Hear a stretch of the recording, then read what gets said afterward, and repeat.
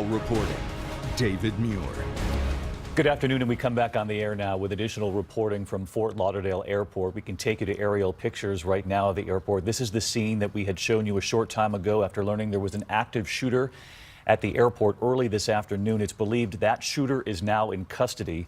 And a short time ago, we heard from our local station there that the Broward County mayor believes this was a lone shooter situation, just one shooter involved. It's believed that person is in custody. The Broward County Sheriff's Department now reporting multiple dead on the scene at Fort Lauderdale Airport. We knew early on that there was what they called an ongoing incident in Terminal 2. That's the baggage claim area.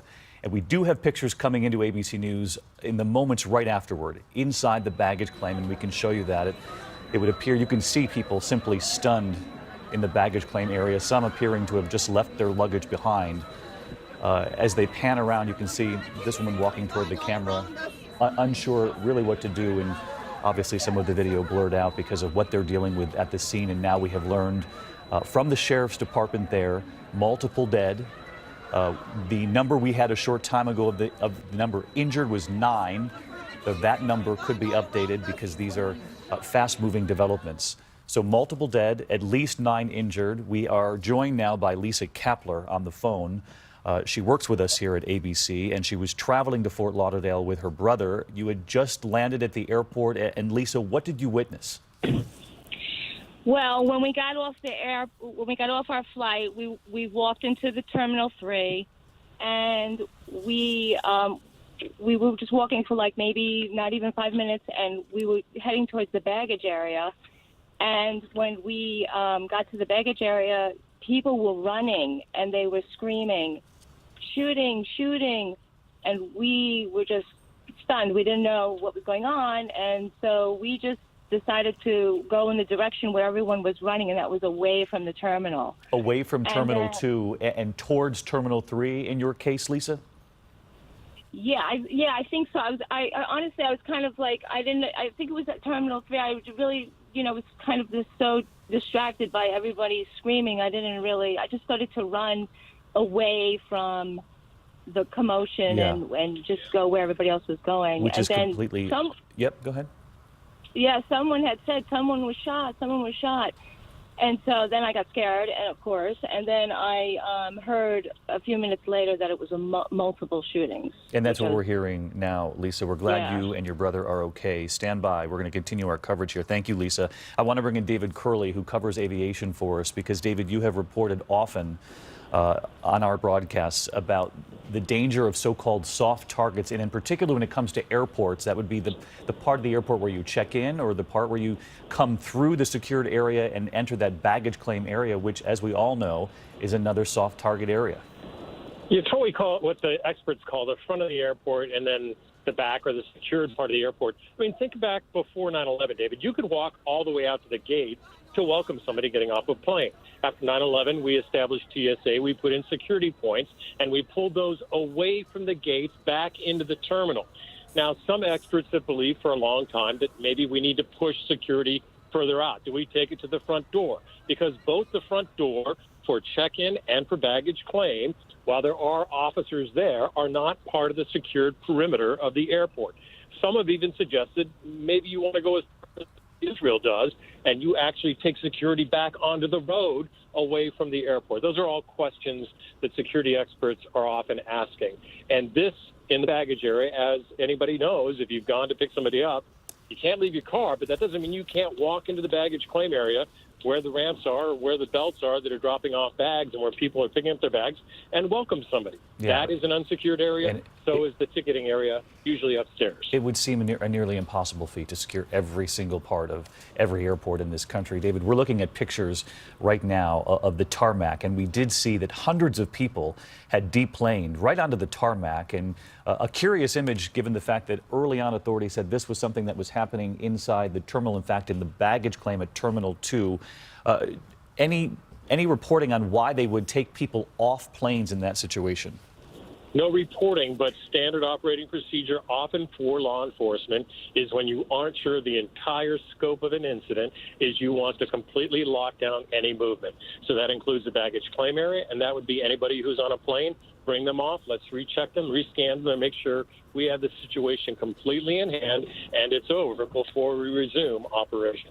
One other point about the images we're looking at, David Curley, is someone being taken away in a gurney from the tarmac, which would also lead us to new questions about whether or not there was any kind of situation on the tarmac. Perhaps it was simply panic or people who were upset by the situation, because it's our belief that the actual incident, the shooting, took place in the baggage claim area. You can see the gurney right there. And that's what we really need to hear from law enforcement. While they have told us that the shooting was in the baggage claim area, did the incident start earlier? Did it actually start in a secure area and move to the baggage claim area? So many questions that once we get a briefing from law enforcement, we will have more answers. All right, David Curley, who covers aviation for us, stick with us here as we continue our breaking news coverage. I do want to show everyone at home an image that has now come in. This image was taken by someone who believes that they captured the suspect. They captured an image of the suspect being led away. And we've been told by authorities there on the scene, the Broward County mayor, that this was a lone shooter situation, that the person is in custody.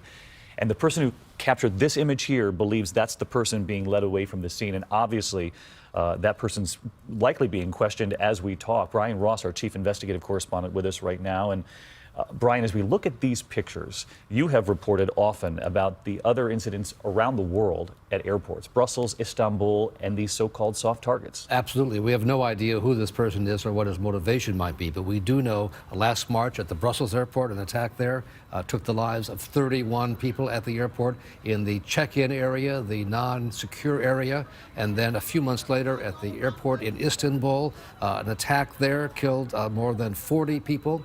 Again, in the non-secure area. Terrorists know exactly the soft targets, and this is a big one. Wherever there's a bottleneck of people waiting to be cleared, where you can have easy access, just as you see in Fort Lauderdale, that baggage claim area, that is a soft target. And of course, we wait to find out what the motive could have been for this particular shooter, what or who they might have been inspired by. We're joined on the news desk here by former Dallas Police Chief David Brown. And Chief Brown, when you look at these images, you can only imagine the fear, those passengers in those soft targets. And this is the nightmare scenario that so many police chiefs around this country have talked about and tried to prepare for. That's exactly right, David. One of the things, biggest challenges for police departments all across the country regarding airports are these soft targets, and trying to have a quicker response when you have an incident in those areas. It appears that there was a quick response here since the suspect is in custody. But again, those moments of time when you don't have that officer on site actually being able to determine whether people are armed when they roll up to these locations is the critical point where you could have this type of incident happen and people injured or killed. Our justice correspondent, Pierre Thomas, is with us from Washington, monitoring developments as well. And Pierre, you had reported in recent weeks that federal authorities had warned about possible soft targets across this country. Indeed, David, and just got an update with a federal law enforcement source who's monitoring the situation, who confirms that the shooter is in fact in custody. Also, the 9 injured number that we have been reporting, and this source said that they have word of at least 1 fatality. Again, fluid situation, but they're reporting at least 1 fatality. You reported earlier that the sheriff is saying multiple. Again, a very fluid situation, but authorities, federal authorities, now starting to get in information. Again, since we had these incidents in Germany and other locations, federal authorities have been increasingly concerned about lone wolf attacks of various sorts. We don't know what this is yet, but their notices and warnings that they put out talked about the holiday season, Christmas, New Year's Day, Martin Luther King Day, but also the upcoming inauguration. So law enforcement at the federal level has been on sort of a high alert for quite some time. You can see the images right now, passengers who've been deplaned in the moments of this incident as it was unfolding at the airport, now walking back up the stairs there to the jet bridge and back into the airport. We'd asked David Curley earlier why they would take people off a plane if the airport was on lockdown. Perhaps you would think that being in the cabin and secure might be safer than being out on the tarmac, but he's going to do more reporting on that. And we heard from Lisa Kapler earlier, the passenger who we know here at ABC, who had just arrived. People were running toward her from the baggage claim, shouting, "There's been a shooting," and they were running away from Terminal 2. Lisa told us that she didn't join them running from Terminal 2. It's believed that she's now made it to the car rental area, so it's believed that the lockdown perhaps is not still in place. There are contradictory reports coming in about services at the airport. They had sent out a tweet from the Fort Lauderdale Hollywood International Airport saying that all services temporarily suspended, which certainly would be understandable. And you can see right there that they're moving people on that tarmac. It must have been a frightening situation, Brian, for the people who were on the plane, then suddenly being told you have to get off the plane but stay right here. Right, because in this case, authorities don't know what they don't know, and they don't know whether this is part of a coordinated attack. Are there others? Are there airplanes that are in some jeopardy as well? They want no one to go anywhere in terms of the aircraft. They will be grounded, people taken off the planes, and we're getting reports now, as we might expect at airports around the country.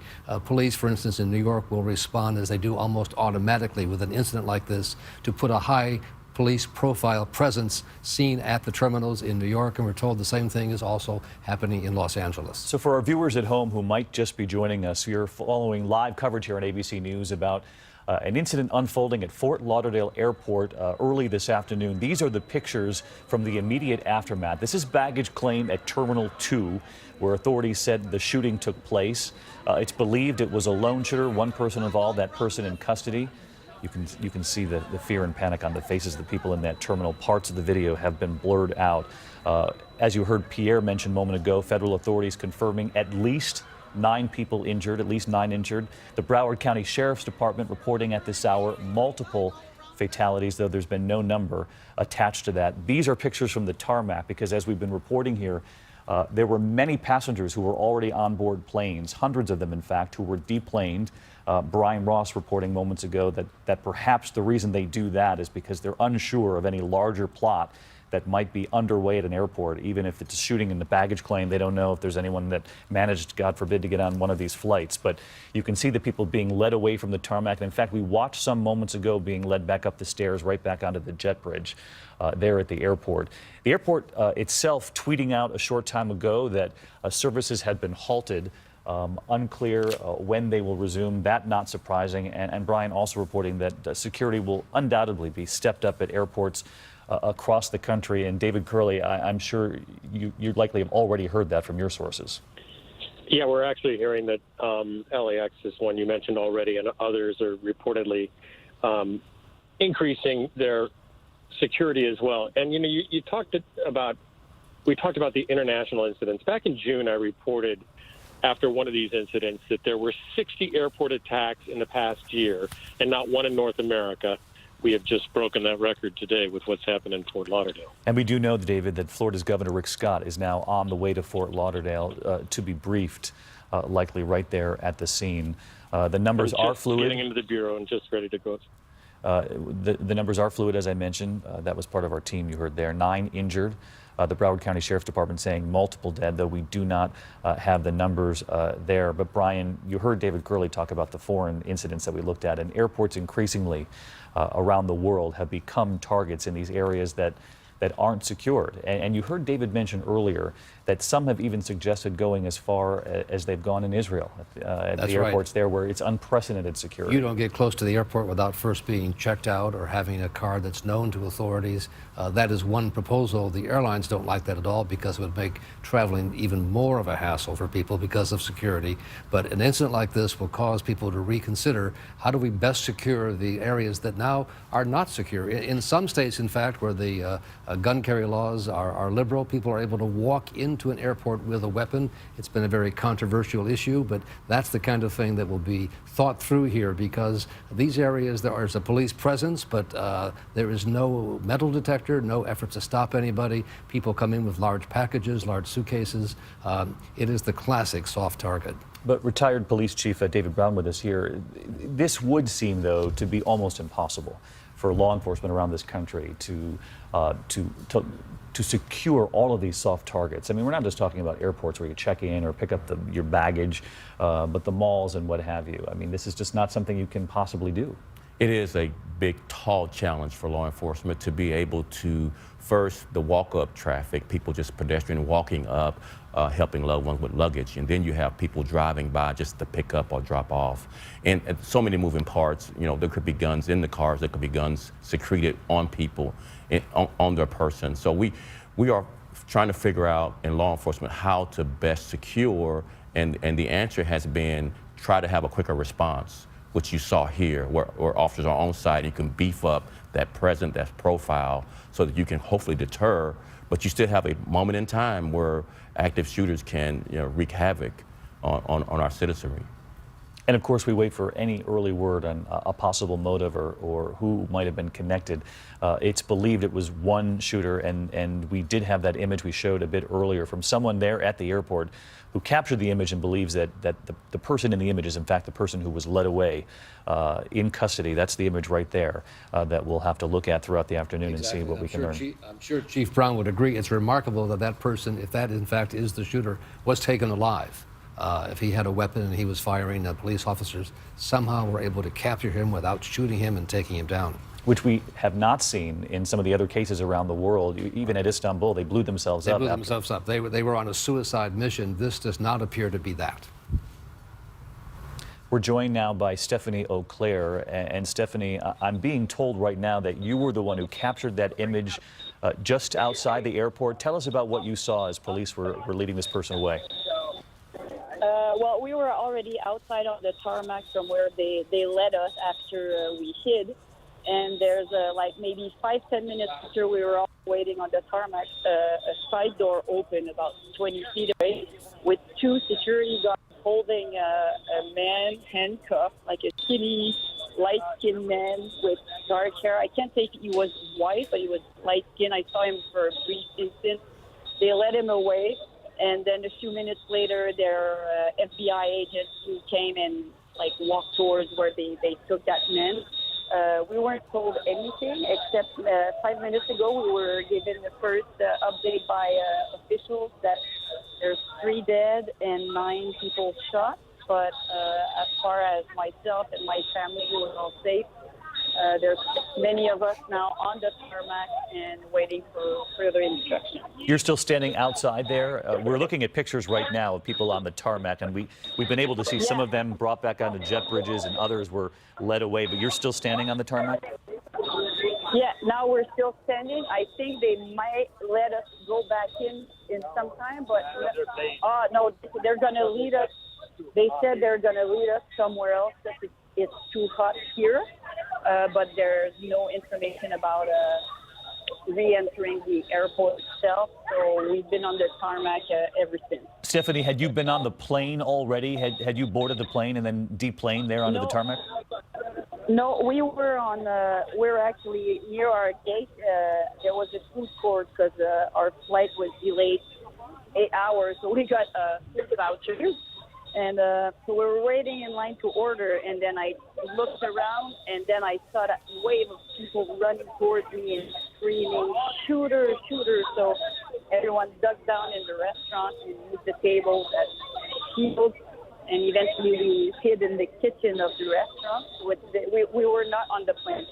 So you were hiding in the kitchen of the restaurant, Stephanie, and did authorities then tell people to leave the airport to get out of the terminal and down to the tarmac?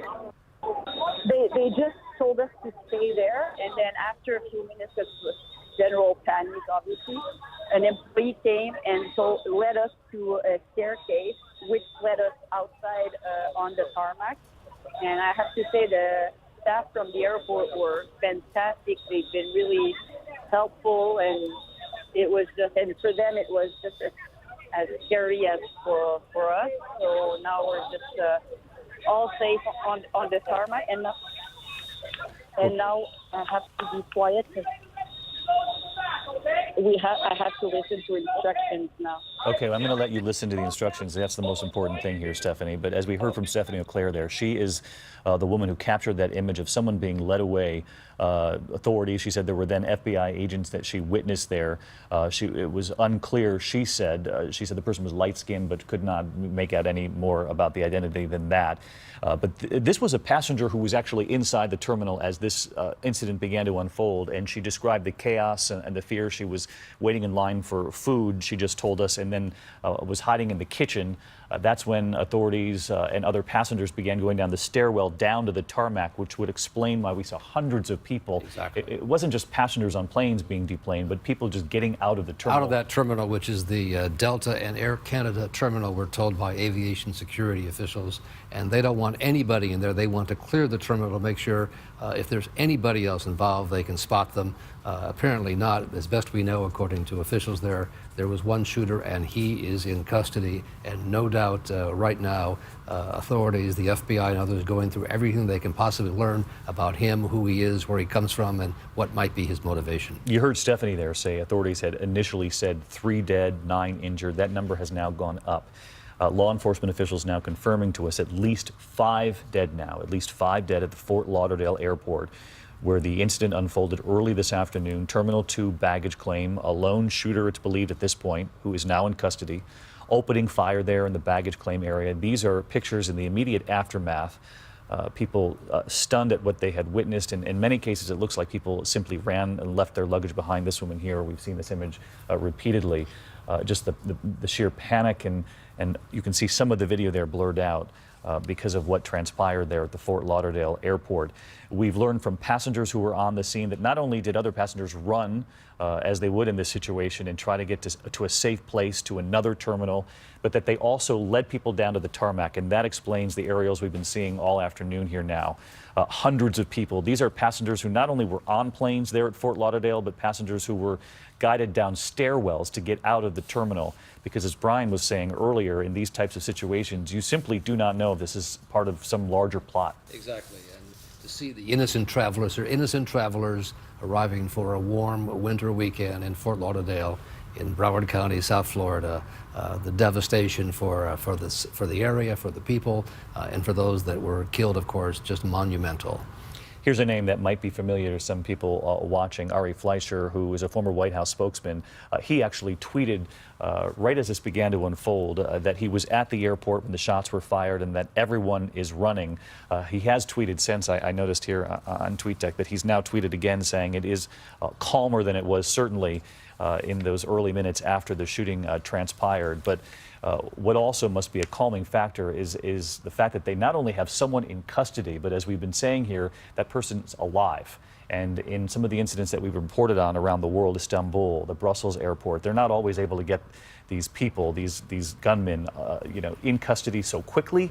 And not only that, but alive, so that they can immediately begin questioning them, so that we know if we're dealing with something even larger than what we've witnessed transpire here today. We're joined now by pilot Stephen Ganyard, who we often turn to in stories about aviation. And Stephen, it would appear that the airport and certainly the crews on these planes who got these passengers off and then stayed with them acted swiftly and were able to keep so many people safe.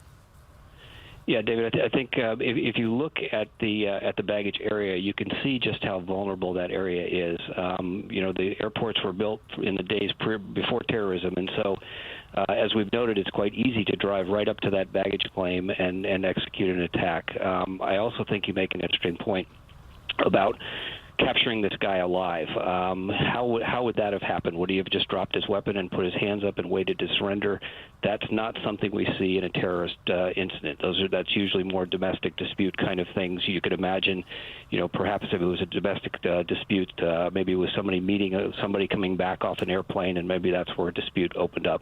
But it's also quite possible this could be a terrorist attack. I mean, it's a perfect place to have a terrorist attack. You drive up, open fire, and you've succeeded in your aim. So wide open what it could be, but this certainly shows the vulnerability of much of the United States public. Yeah, the vulnerability. On the flip side, Colonel Gagne, you can only imagine the debate, and it's gone on really for years in the post-9/11 world, with long lines at security, and you often hear people get frustrated by the amount of time they spend in those lines, and that all these years later they're still taking their things out of their bags and taking off their shoes. But then you see an incident like this, and it reignites the debate about whether or not that security is even enough. I mean, I'm not sure, though, how you would prevent all of these soft targets from being vulnerable as we've seen today. That's exactly right, David. And if you think about the TSA lines, those lines are at the front end of the security problem to keep people off of airplanes that would do harm to those airplanes. This is at the back end where people are going back out into the public or going off on their daily business. So it's a very, very different problem, and it's one that we really haven't addressed, and it's very tough to do. You know, there's been an intelligence report out lately that's been made public that's talked about how they think that much of the terrorist acts that we're seeing and we'll see in the future are going to be sort of lone wolf hitting these soft civilian targets with individual spectacular attacks, that AQ and ISIS have been pushed back to the degree where these highly coordinated kind of spectacular 9/11 attacks will be less likely, and what we've seen in Europe lately will be much more likely. Now, we can't say that that's what's happened here, but it is certainly something that they'll be looking at. And no doubt those are the immediate concerns of federal authorities who are now watching this very closely. Colonel Gagne, stay with us. We continue our live coverage here of the incident this afternoon at Fort Lauderdale Airport. We now know at least 5 people were killed when a gunman opened fire. That gunman now in custody and alive, which is certainly good for investigators who no doubt are beginning to question, if not if they've already begun, try to figure out what could have led someone to do something so awful. We do know that at least 9 injured. That number obviously fluid. These are pictures of the immediate aftermath in the Terminal 2 baggage claim area. Some of the luggage simply just left behind by people who no doubt ran. Others stunned there, the passengers who witnessed this. And we're joined now by another eyewitness. His name is Mike Starbinski. And Mike, I understand you heard the shots. Tell us what you heard, what you saw. I was just sitting with my kids on the main level of Terminal 2, just diddling on the phone, and the service was not coming in well. I took the headphones out, and I hear popping noise, and somebody says shots fired. I grabbed 2 of my children, ran outside where my wife and my father-in-law sat. My wife gave the kids to my father-in-law, who took them to Terminal 3, and we were looking down on the lower level, and I'm looking at a man and a woman, and a man bleeding profusely, and a woman who just says, "Help, help!" And I was looking down at a trail of blood, and I see the puddles of blood where the victim sat. Mike, did you take that photograph? Did you take the photograph? We're looking at it now. Yeah. Yes, sir. And what is that area? Set the scene for us. We can obviously see the horrific scene that you witnessed there. But is that part of the tarmac? Where is that? What are we looking at? Well, no. This happened just outside of the lower level, the third door before the Terminal 3. It's a baggage claim area, right, where people are just picking up their goods and getting ready to head home. And of course, we don't know the condition of that person. Just a horrific scene playing out. No, I do not. But I tell you this much: he was alive when medical professionals picked him up. I don't know what happened to him, but he was on a stretcher within a few minutes. So this is outside Terminal 2, the baggage claim, and that would be consistent with what authorities have been telling us so far. And anyone familiar with Fort Lauderdale Airport, you can go outside and then walk down a couple hundred feet, and then you walk back into the next terminal. And we heard from witnesses here who said that's exactly what they did. They simply ran to get out of the way. As soon as they heard people screaming shots fired, they ran to the other terminal. And in this case, it was Terminal 3 to get away from Terminal 2. That was eyewitness Mike Starbinski there, who took an image through the window looking down ground level. And we're joined now by Ismail, another eyewitness who apparently witnessed some of the actual shooting itself. Ismail? Yes. Can you tell us what you saw, what you heard? So me and my friend, we traveled together. We were running, or not running, we were walking. We were past the terminal, and then we heard screaming, and then we turned, and it looked like he had a uniform, and he had a big He had a big gun. And then he just started screaming, "I'm not Jewish, I'm not Jewish." And then he just started shooting into the crowd. And then we ran into the restroom. And then that's how I was able to get out of there. So you said you heard the gunman who was dressed in some sort of uniform saying, "I'm not Jewish, I'm not Jewish"? Yes. What kind of uniform could you see in the chaos? Did you have a moment to gather any other details? It looked like, I'm not sure. It happened so fast. It was dark, though. It was dark. And the gun, you said Yeah. it was a large gun of some sort? Yes. And you were there, Ismail, with your son, traveling with your son, and Oh, no, my friend. Your friend, Yeah, we your got friend. split. Yeah, we got split up in the middle of it. have you been able to make contact with your friend yet? No, but I'm sure he's fine. I saw him. He was running, so I don't. The shooter was looking in the complete other direction. Going in the other direction. All right, Ismail Burke joining us now, another eyewitness. Ismail, thank you. We're glad you and your friend are okay. But Brian Ross, you heard the witness we just heard from say that this gunman, from what he was able to see, appeared to be wearing some sort of a uniform and making comments as he was going through the terminal.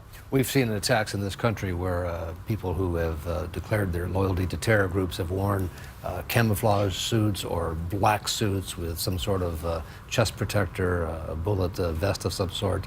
It's hard to know in these early reports just what is what. And also the picture we have of the alleged shooter, sometimes officers just escort people away. So we don't have a confirmation that person that we've seen there is in fact the shooter, other than from the person who took the picture.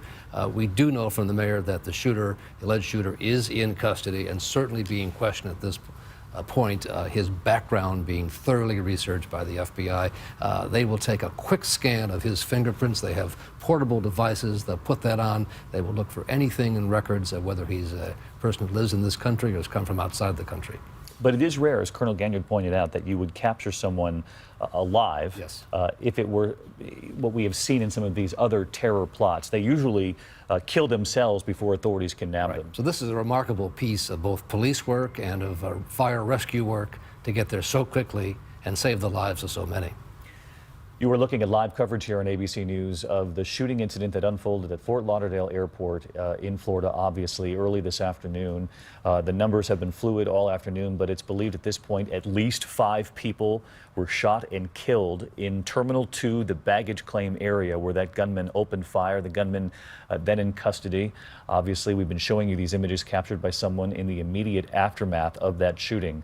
At least 8 injured. That's the number authorities are going with now. At least 8 injured, at least 5 dead. And of course, you can see the fear in the faces of the passengers who stayed in that baggage claim. We've already heard from other eyewitnesses who said people simply began running, shouting to others, "There's been a shooting," and signaling to everyone to run to get out of the way. And for those of you watching right now who might have loved ones at Fort Lauderdale Airport, we understand how fearful you might be, and we're trying to carefully walk you through this as well. It's our belief that many people got away from this dangerous area, which, as we all know from our reporting here about soft targets around this country, that not only have authorities talked about the area where you check in, where the ticketing takes place, but also the baggage claim area, because as we all know, that's outside the security perimeter. In this post 9/11 world, we all know the long lines at airports, you go through security, but until now, the discussion has been it's almost impossible to secure those soft targets. But what we did hear, and this explains the pictures you're looking at right now, is that many of the passengers who were with their families, even past the security perimeter, inside the terminal waiting for their flights, that they began to hide. One woman told us she was hiding in the kitchen, but then were led outside by authorities down the stairs and onto the tarmac.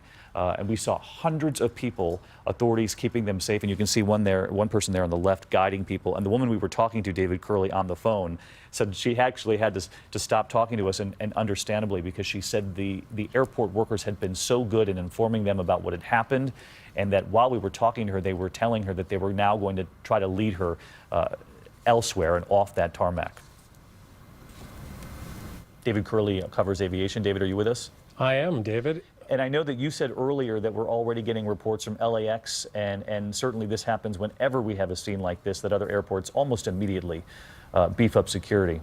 Los Angeles and Miami both say they are enhancing their security. That means more visibility, more officers out to be seen.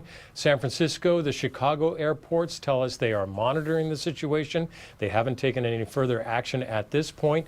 Denver's telling us that they too are on heightened awareness but are not changing their profile at this point. The FAA says, David, despite these pictures we're seeing around Terminal 2 of all these passengers on the tarmac, the FAA is telling us that basically flights are still coming in and leaving from Fort Lauderdale. Any flight that's coming in that's supposed to go to Terminal 2 is being held, but the other terminals are operating normally at this point. All right, that's new reporting from David Curley that the FAA now reporting that flights are coming into Fort Lauderdale and are taking off at the other terminals. So business does continue. This was just a remarkable and quick reaction here on the scene from authorities at Fort Lauderdale Airport. We are joined on the phone now by Diane Haggerty. She is another witness who saw the shooting as it took place. Diane, can you tell us what you witnessed? We thought it was 3 people were standing at the kiosk, and we thought, I don't know what's happening, and we have to get down. This is not good.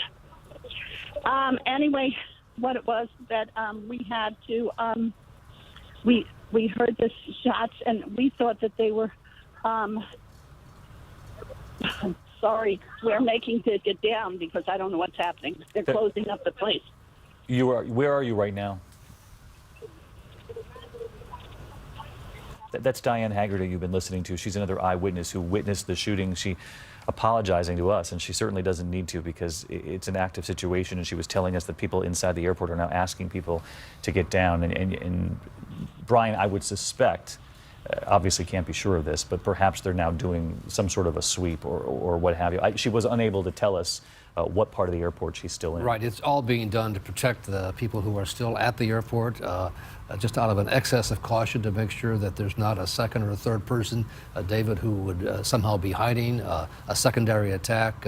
We've seen that, for instance, in the attack in Brussels. The bombs went off in a synchronized way, but not all simultaneously, with a hope of driving people to a certain area, then setting off second bombs there. So authorities are aware. They've studied what happened in other airport attacks, and they try to use that information to figure out how they best respond. And so far, from what we can tell, this has been, as you say, a remarkable response by police. Our control room monitoring the situation as well, and you'll let me know if we can get Diane Haggerty back on the phone just to make sure that she's okay, and perhaps she can offer a little more about what she witnessed of the shooter if and when we have her.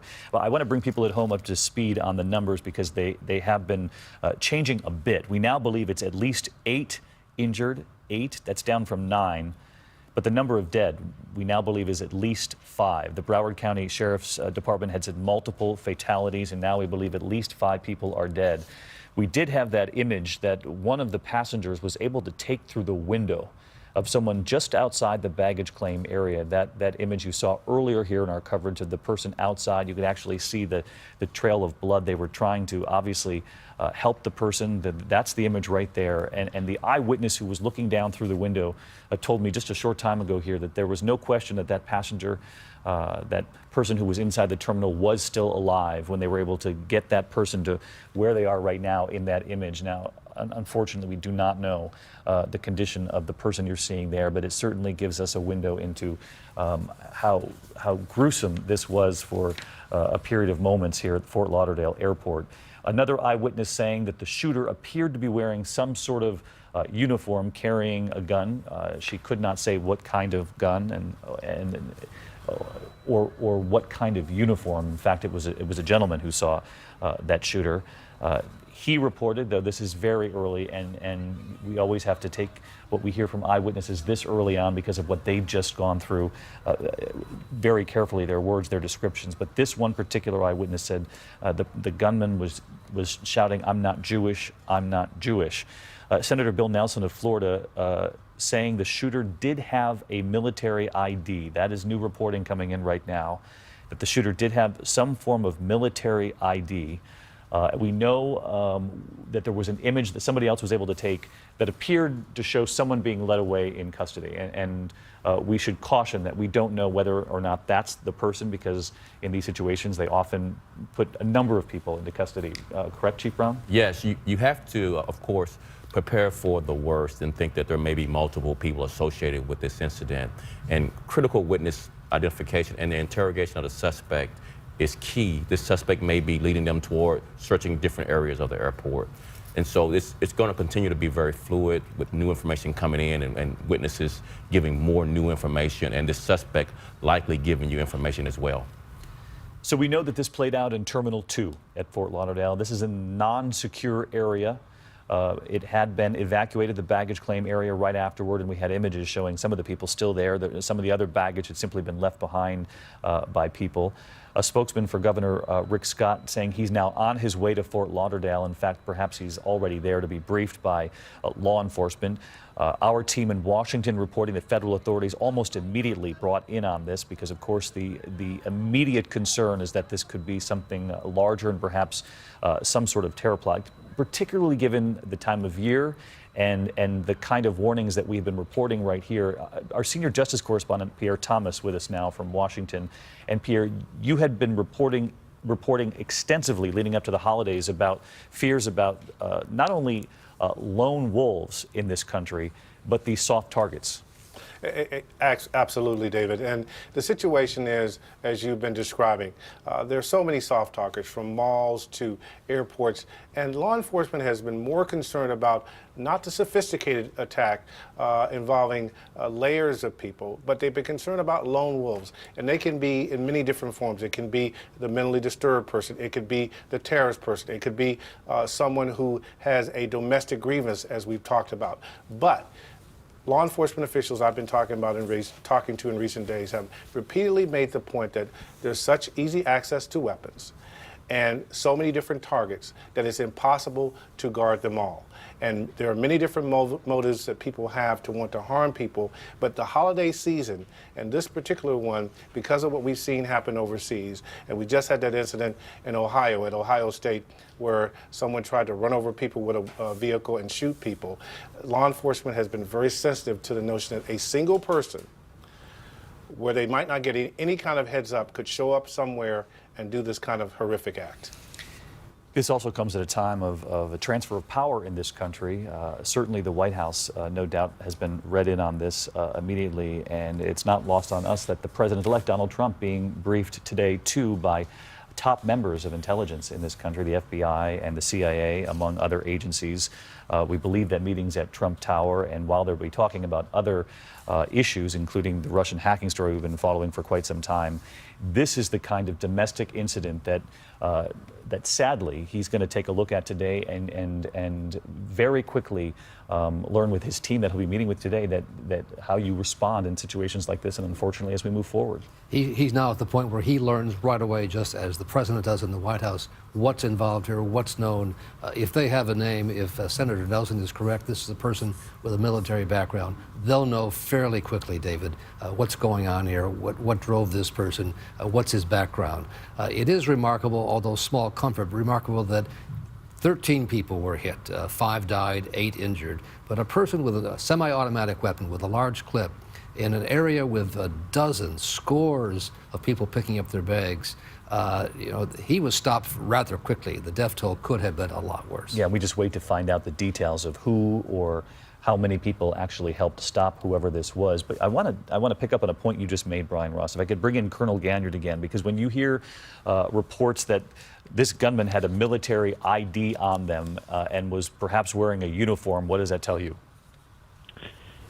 Yeah, David, this is as Brian said, this will be pretty easy to ID, and we can get to the bottom of this pretty quickly. So that will be interesting information. The other thing that strikes me is rarely do we see external international attacks, AQ, ISIS, wearing uniforms. They don't want to stand out. They try to blend in, and then they conduct their attacks. So the real key here is we see this more in domestic terrorism, where people come in and shoot things up wearing uniforms. So that's a bit different. And one follow-on point here, it's interesting that there's some sort of comment about I'm not Jewish. While the people of Israel live with terror every day, ISIS and AQ have been focused more on anti-West terrorism, and it hasn't been specifically anti-Jewish terrorism. So a lot of things that don't make sense here right now. Colonel Gagnon, and some of the immediate questions that will be asked by both local law enforcement there on the scene, but federal investigators who no doubt have descended on the scene at Fort Lauderdale Airport this afternoon. We just learned that Donald Trump, the president-elect, has tweeted. I was mentioning he's meeting with his top-level intelligence officers who are going to, he'll depend on greatly the moment he's inaugurated just a few days from now. He tweeted, monitoring the terrible situation in Florida, just spoke to Governor Scott. Thoughts and prayers for all. We are joined now by Senator Bill Nelson on the phone. And Senator Nelson, thank you for being here. I believe that you were the one who first offered the information of the military ID. What more can you tell us, Senator? Yes, that's from Admiral Neffinger, the head of TSA. We don't know if it is an accurate ID, but it was found on him. His name is Esteban Santiago, and other than that, the items that you've been reporting are correct.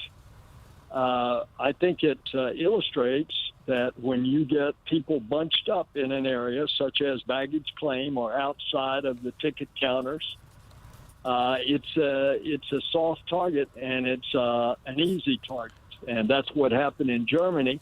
And because of what happened in Germany about a year ago outside the ticket counter and the security lines, we have doubled the number of Viper teams in the FAA bill, which is the dog teams.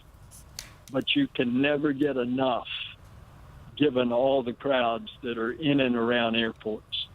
Senator Nelson with us on the phone after having learned that the suspect who was taken away alive and now in custody did have a military ID, and Senator Nelson informing us moments ago that the name associated with the ID, Esteban Santiago, will continue to do more reporting on that in the meantime. Senator Nelson, what more can you tell us about how this transpired? What have you learned from authorities about the initial moments? Did the gunman walk into baggage claim? What can you share with us?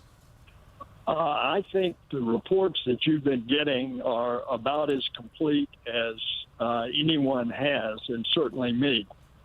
I want to know what the airport needs, and I'll tell you, I spoke to the airport director, Gail, and they seem to have their act together. They started operations again to minimize the disruption.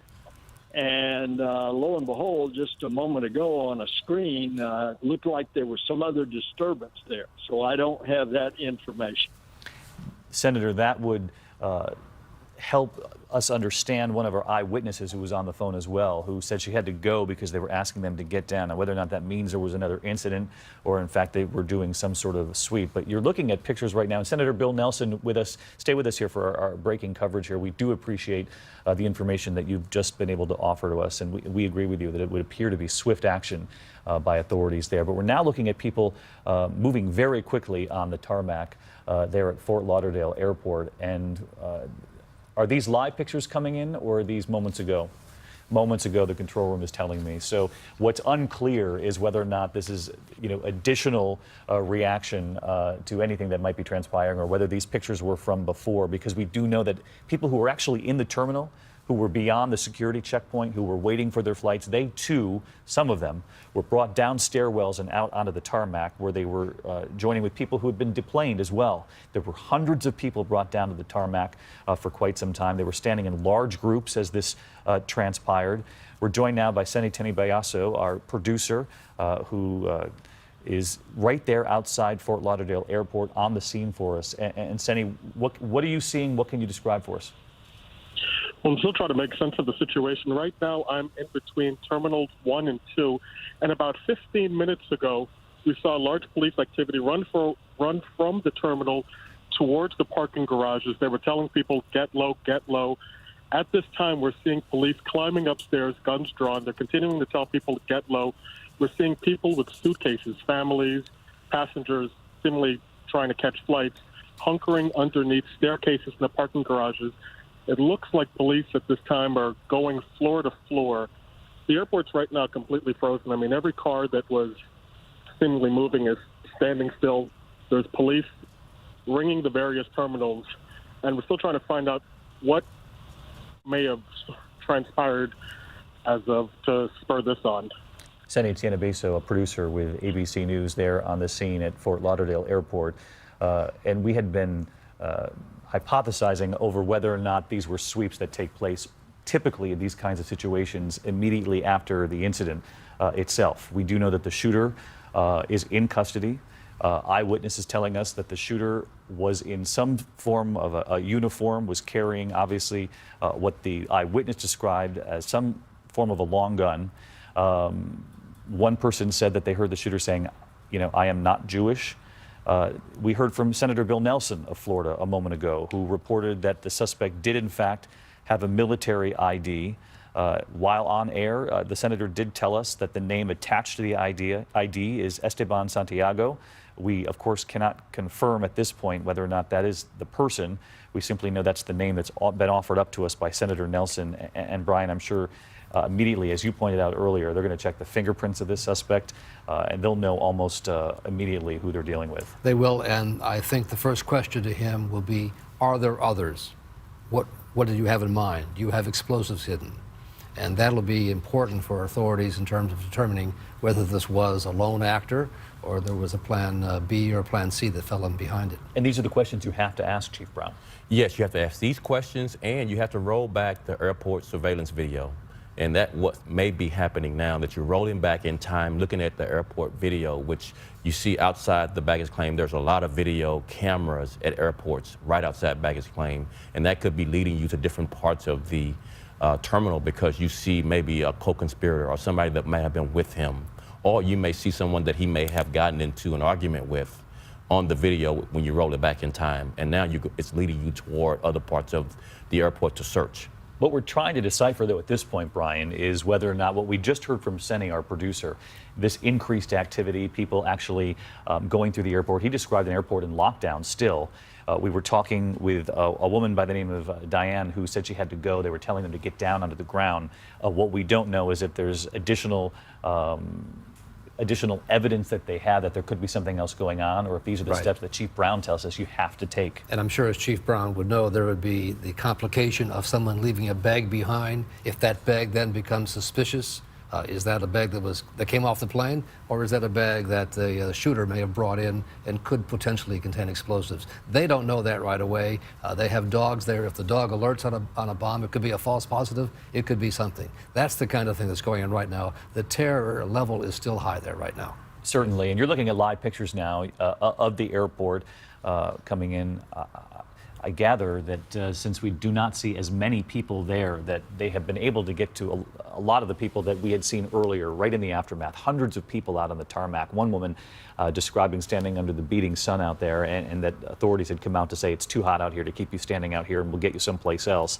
What we had learned in the course of early this afternoon is that not only were people who were on planes taken off the planes, they were brought down to the tarmac, and you can see the people running here. And what's unclear is whether or not those people were running from the terminal, getting outside the terminal, getting off the plane. But we do know that families who were waiting for their flights, that they too, some had described hiding in kitchens at the vending stand, who then left the kitchen, went down the stairwell and out onto the tarmac too. David Curley covers aviation for us. And David, you were reporting earlier that a couple of the terminals still have flights that have been able to take off, which is somewhat surprising given what we just heard from Senny, that there appears to be additional sweeps going on. And he described, at least where he was standing, which he said was between Terminal 1 and 2 of an airport in lockdown. Yes, and the FAA a half hour ago updated its statement and said now that any flight that was within 50 miles would be allowed to land. So any flight has already landed at this point, and that any other flights that were inbound for Fort Lauderdale are being diverted or delayed to other airports, and any plane that is going to take off for Fort Lauderdale is being held on the ground. So in essence, what you have is that operations are coming to a standstill. In one of the pictures we showed just about 10 minutes ago, you could see planes lined up. Any plane that's come in that was supposed to go to Terminal 2 has been parked off in a distance. In essence, basically, this airport is shut down at this point, David. Shut down, other planes being diverted, as you just heard from David Curley, who covers aviation for us. And we were seeing here in pictures coming in live from our ABC station there in Miami, Fort Lauderdale, WPLG. The folks at Channel 10 there doing a great job reporting on this as well. But we were seeing that additional passengers are showing up with their luggage, and what they're coming upon is the scene that Senny described for us, our producer who's on the scene, which is still somewhat chaotic, he said. He described very heavy police presence, which is not surprising at this point, continuing to sweep the building. We had an eyewitness with us on the phone. She had witnessed the shooting itself, but then had to get off the phone. She was apologizing to us, which of course she didn't have to do, but was saying that authorities were coming through the terminal yet again. These are live pictures right now. On the perimeter of the airport, you can see just the sheer number of passengers who are at the edge of the airport. Those are the transit tracks that circle the airport there. They move them far away from the terminal buildings, which I think would be just a standard safety precaution. It is. You want to spread your perimeter out, make sure people, if there are other co-conspirators or bomb threats made by this suspect during their interrogation, that you have people in a safe place away from what might happen. Just imagine the stories these people are going to be able to share today of traveling to the airport and then having to deal with this unfolding. We heard from someone who had just landed, had flown into Fort Lauderdale from New York when she landed with her brother. People who were running from the baggage terminal. Yeah, these are actual train tracks too. Their hands in the air, and this is a scene that you do see at domestic incidents across this country, at school shootings and other incidents that we sadly cover all too often. But people are told to put their hands in the air. They want to be very clear. And Chief Brown, you told us this earlier, that even though they believe they have their lone gunman in custody, they want to make sure that there's nobody else who's been able to infiltrate these crowds, perhaps to get out with the people who've escaped the terminal just to seek a safer ground and safer place to wait out the afternoon until authorities can say with confidence that there was only one gunman. I want to bring in our senior justice correspondent, Pierre Thomas, because, Pierre, we were hearing from Colonel Ganyard earlier about some of these immediate questions that are going to be asked. Pierre, I can hear you working your sources right now, but I want to bring you in. We heard there from Senator Bill Nelson that a military ID was found on the suspect, that he was wearing some sort of a uniform, and the senator actually offered up a name. I'm not sure whether or not your sources are matching the senator's information. Well, David, that's a great question, because the source I was just speaking to gave me the same name. Again, very fluid situation. We've seen situations before where someone had another person's ID on them. So no one is talking in any official capacity yet, but that name is a name that's being circulated among the federal government, federal law enforcement. So that's one reason why the senator has it. This source also talking about the concern about the number of people dead. This source that they were initially told 4 people dead. Now the number's up to 5. He's not sure whether one of the 9 people that had originally been injured, it makes this 5th person. But obviously, authorities, he said, are continuing to go through the airport to make sure that there's no other shooter, to make sure there's not any other explosive material that could be found. They need to do as thorough as a job as they can, the source said, because it's just so many people at an airport, and it just takes time. He said it's going to take time for law enforcement officials to be comfortable that the situation is completely in hand. And that's certainly understandable. This is protocol, standard operating procedure after an incident like this, a deadly shooting. It's believed to be a lone gunman walking into Terminal 2, the baggage claim area at Fort Lauderdale Hollywood Airport. Early this afternoon, opening fire. Again, the numbers at this hour, at least 5 people dead. This is the baggage claim area where it all transpired. Images captured just moments afterward, and you can see we've been studying the people in these images, what they had just witnessed, the fear on their faces, and right there we keep going back to that image that's been blurred out, given perhaps some of what's been left behind after he opened fire. We are joined by Steve Campion. He's a reporter with our ABC station KTRK, and he's on a flight that just landed at Fort Lauderdale. And Steve, what can you tell us? Where are you now? And David, I can tell you we're still being held on the plane. We were coming from Houston's Hobby to Fort Lauderdale International. We circled a little bit beforehand, but we didn't really have any idea why. And when we landed here on the ground, I can tell you what we're seeing from on board the plane right now. The terminal's closed. We're not being allowed to get off the plane. But I can tell you what we're seeing here on the ground is hundreds of people out on the tarmac being really essentially told to get away from the terminal where we are. I can see in the distance, and again, I'm on the plane looking through a window towards emergency personnel. I can just see a line of emergency responders, ambulances, police officers there at the far end of the airport. I can tell you when we initially landed, it was kind of surreal to see people, running from the terminal when we were trying to taxi to the gate where we were coming from. And the crew here on board doesn't know a whole lot, but I can tell you there's a lot of anxious passengers on board. A lot of people, their phones started going off immediately when we landed with calls from loved ones, and they are updating us right now, at least about the condition. And Steve, I gather. Like they're going. Yeah, go ahead. I was going to say, David, that they are telling us now they're going to open the door and allow us off of the plane onto the runway to a secure locations where they're telling us they're taking us. To secure locations. And you're describing a scene that we've been watching play out all afternoon, Steve. We appreciate it. You're reporting from on board that plane. Steve Campion of our station in Houston, KTRK, who just landed on a flight from Houston to Fort Lauderdale, telling us that they had kept them on the plane for some time, just hearing from the flight crew. In fact, we could hear it as he was on the phone with us, then beginning to tell passengers on that plane that they're going to allow them to get off the plane and walk down the stairs, obviously, to the tarmac, where we have been watching this afternoon hundreds of people. It would appear they have moved many of those people to the outside perimeter of the airport, which also is not a surprising move, that they would get them as far away as possible from the scene of what we saw transpire today. We have seen images of people running, and we were talking with a woman, an eyewitness, who saw the initial and heard the initial shooting and then told us she had to get off the phone. And we are hearing from local and federal officials, and I caution you, this is early reporting, but authorities are investigating reports of additional shots fired at other terminals 1 and 4 and at a parking garage.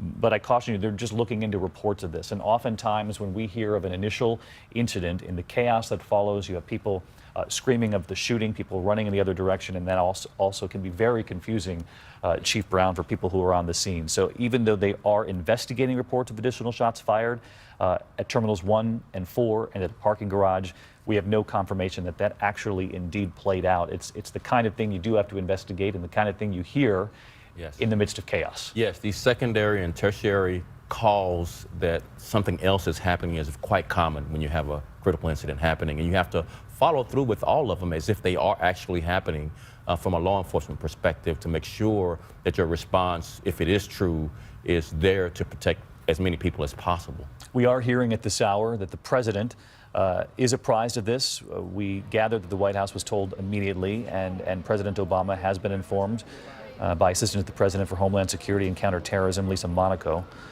She filled him in on the shooting, what we know so far about what's transpired at Fort Lauderdale Airport. Obviously, the president will be informed as the afternoon moves on here. We also know that the president-elect, Donald Trump, meeting at Trump Tower this afternoon.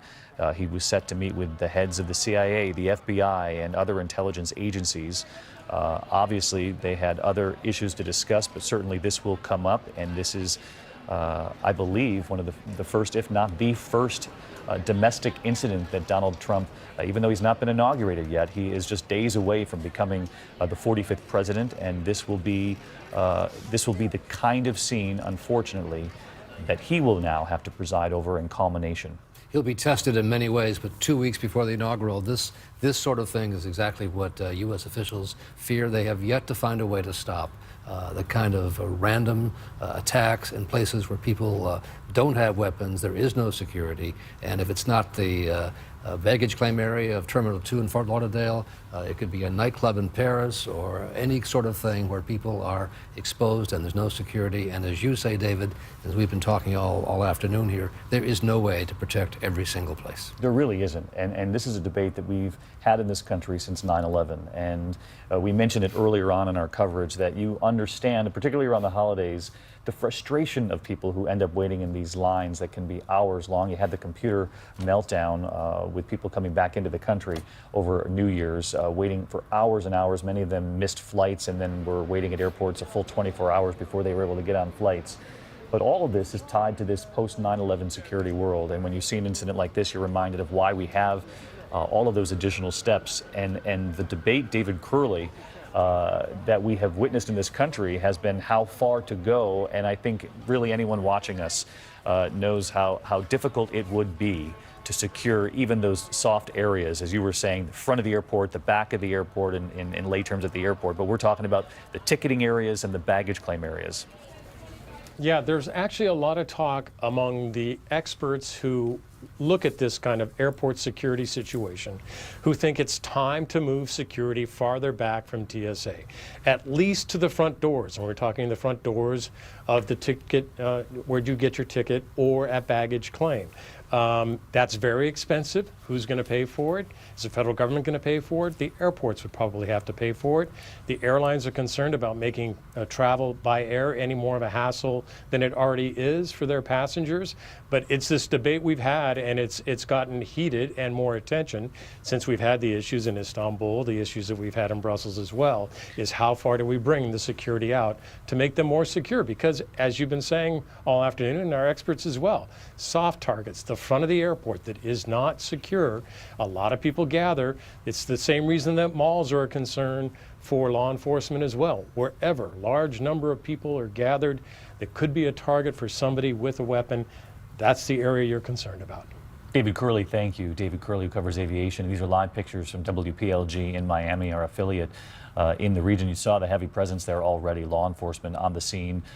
Someone walking near the parking garage, it would appear, right there. We heard from Senator Bill Nelson of Florida earlier in our live coverage, who told us that they had already increased what he called Viper teams including dogs, canines at the airport.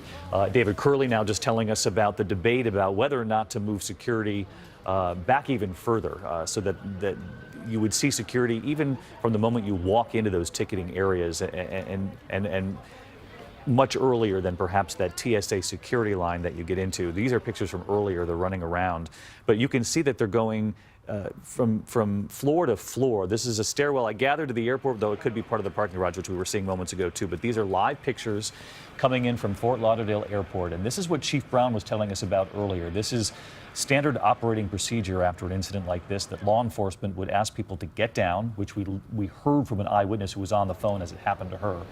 She sounds somewhat frightened by it, but hopefully she figured out pretty quickly that this is part of what they have to do.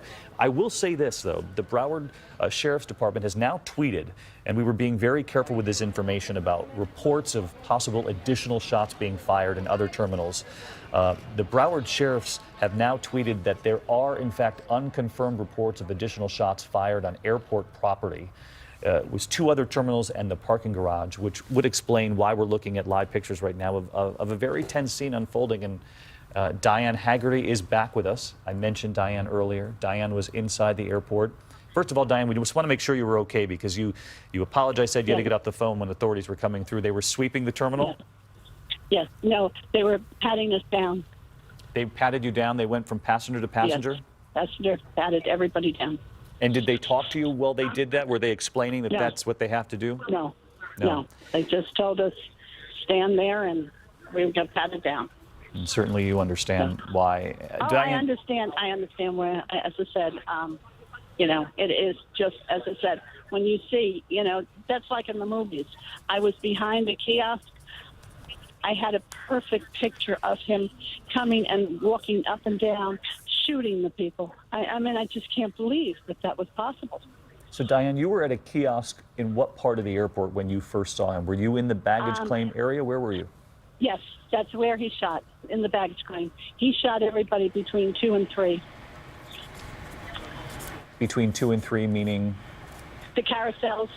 Oh, between carousels 2 and 3. And had you come in on a flight? Is that why you were at baggage claim? No, I worked there. Oh, you worked? I worked for a cruise line, and I was standing on the kiosk. We heard the noise, and all we heard, we thought it was firecrackers that wise kids were doing. And then we looked again, because I know where he came in, and we looked again, and we saw him with the gun going up and down. Yeah. We all realized then, we fell down, and then everybody said, get out, get out. So I finally was able to get out. And you left the terminal altogether, or did you go to another terminal? Yes. Where are you now? Yes, no, I was at that terminal because I came back. Everything I have is here, and so we all came back, and we also had people to take care of. So Had people to take care of, and Diane, unfortunately, what you describe is what we've heard so often, is that initially people think it's firecrackers or something being set off by. yes, it just sounded like that, and we all looked down to where it was coming from. And the only thing we can figure out is that he was shooting up in the beginning, because then when he got in the thing, he did nothing but swing the gun and shoot.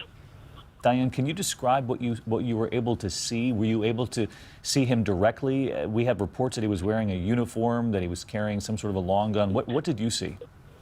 I didn't see a long gun. I saw a short gun, and he had on a bluish green shirt. And I would say he was not too old. I mean, he wasn't 50 or 60. I would say he was probably 30. But no, as I said, I watched him, and I can't believe I watched him. Was he saying anything as he was doing this? No, not that I heard, unless he was saying something under his breath. I was probably about 20 feet away. Oh. Diane Haggerty with us on the phone. Diane works at a kiosk there for one of the cruise lines. We're all familiar that when you come through the terminal after you've gotten off your flight and you come to get your bags, they're often the very kind faces waiting to greet you from various different businesses, the rental agencies and the cruise lines, and Diane was there. Diane, we thank you. We're glad you're okay. And she described a scene of people who initially heard, cracking. They didn't know whether they were dealing with, firecrackers, or she said teenagers maybe acting up inside the airport.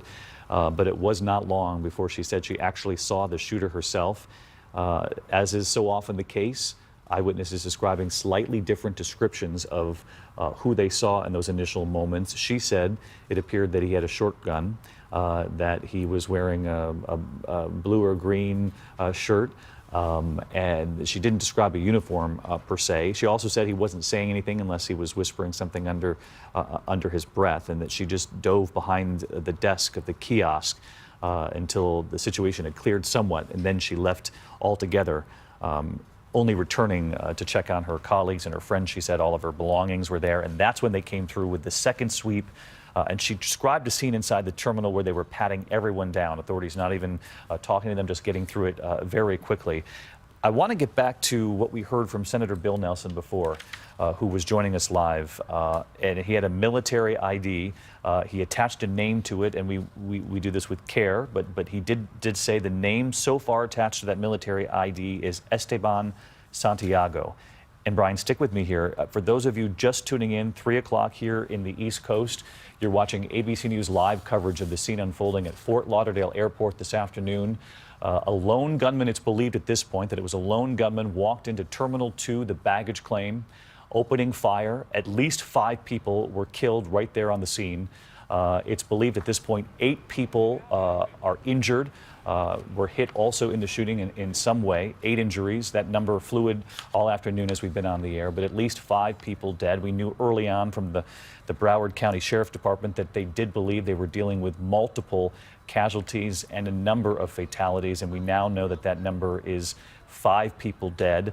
And we've heard from eyewitnesses all afternoon here who describe the gunman walking through that baggage claim, opening fire, the cracking noise, the crackling noise of the gunfire, and the fact that workers who stood there and watched this unfold in horror and disbelief when they saw the gunman for themselves and had to dive behind the kiosks right there in the baggage claim. I'm joined by our chief investigative correspondent, Brian Ross, who's been here with me on the desk now for a couple of hours after we first learned of this unfolding situation. And as I was mentioning, Senator Nelson on the phone, this was reporting that we had not heard yet, but he'd been told by authorities right away that the suspect being led away, and we had an image of that, unclear if that's the actual suspect, but someone being led away, had a military ID on them, and that the name associated with it, he'd been told, was Esteban Santiago. That's right, and federal law enforcement authorities and aviation security officials have told us that is the name they are working in now as the possible shooter. You want to caution that sometimes people end up with the ID of somebody else.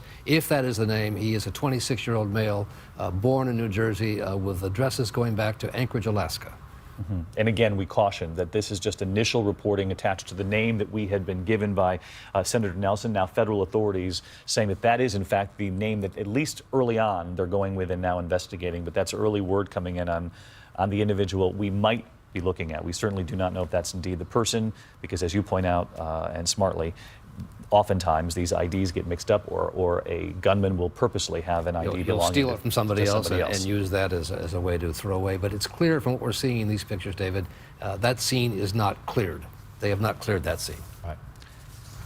Chief Brown, when you look at these pictures and how intense the scene still is, as some of these pictures come in now, people down behind cars, the running that we see there, and it's hard to tell which ones are actually live and which ones are coming in from moments ago, but we have seen some frantic moments right up until just a short time ago. This is an unfolding situation, and this is what happens when you have additional reports of possible further incidents being reported. And that's often the case after an incident, given the chaos, and we heard of the shouting and the screaming, people so concerned. Yes, the anxiety levels of people when you have these type of incidents just raises to the highest level, and any loud noise from here forward throughout the day will cause reactions like this, where people just will start running when they hear a loud bang or a scaffold fall, or some worker maybe drops something and makes just a loud banging noise. It creates this, and it also could be other co-conspirators with this situation and another active shooter. So you can't eliminate anything now. And people pretty much, their psychology of, I'm not safe in this area, it causes you to run and do things, hunker down, and law enforcement have to react to these types of witness accounts that they heard a loud noise, they thought it might be shooting. And so you have to treat them all as if they're real critical incidents happening throughout the day. And I want to get back to Pierre Thomas, Chief Brown, who's with us. He's our senior justice correspondent, because Pierre, you're learning something new from your sources? Yeah, again, the federal source that I spoke to had that name that Senator Nelson gave us on our air, but the source was cautioning that, again, early in these investigations, you have to take your time, make sure that the person that you have in custody is actually the person that from the ID that you're looking in. And two sources are now emphasizing that so far they have not been given any clear idea on what the motive for the shooting was. And again, these are people directly communicating with folks down in Florida. So it's still a very fluid situation.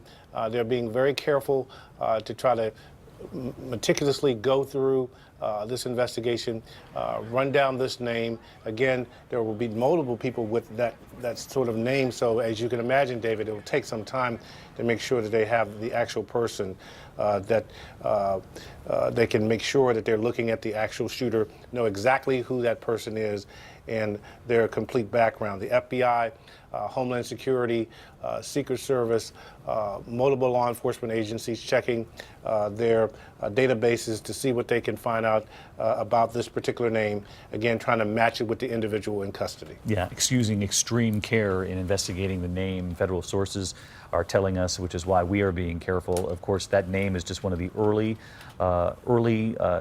indicators of what's been gleaned from that one military ID that they found on the suspect. But as Brian Ross pointed out earlier, so as is often the case, sometimes these military IDs are stolen or purposely meant to throw off law enforcement in the early hours after an incident like this. I want to bring in our Chief Global Affairs correspondent, Martha Raddatz, who's reported extensively on the military for many, many years. And Martha, I know the reaction almost immediately when we hear about a military ID is a difficult one, because these are the men and women who serve this country and put their lives on the line and all over the world. And then when we hear that it could be a member of the military who could be involved in this, it's a difficult headline.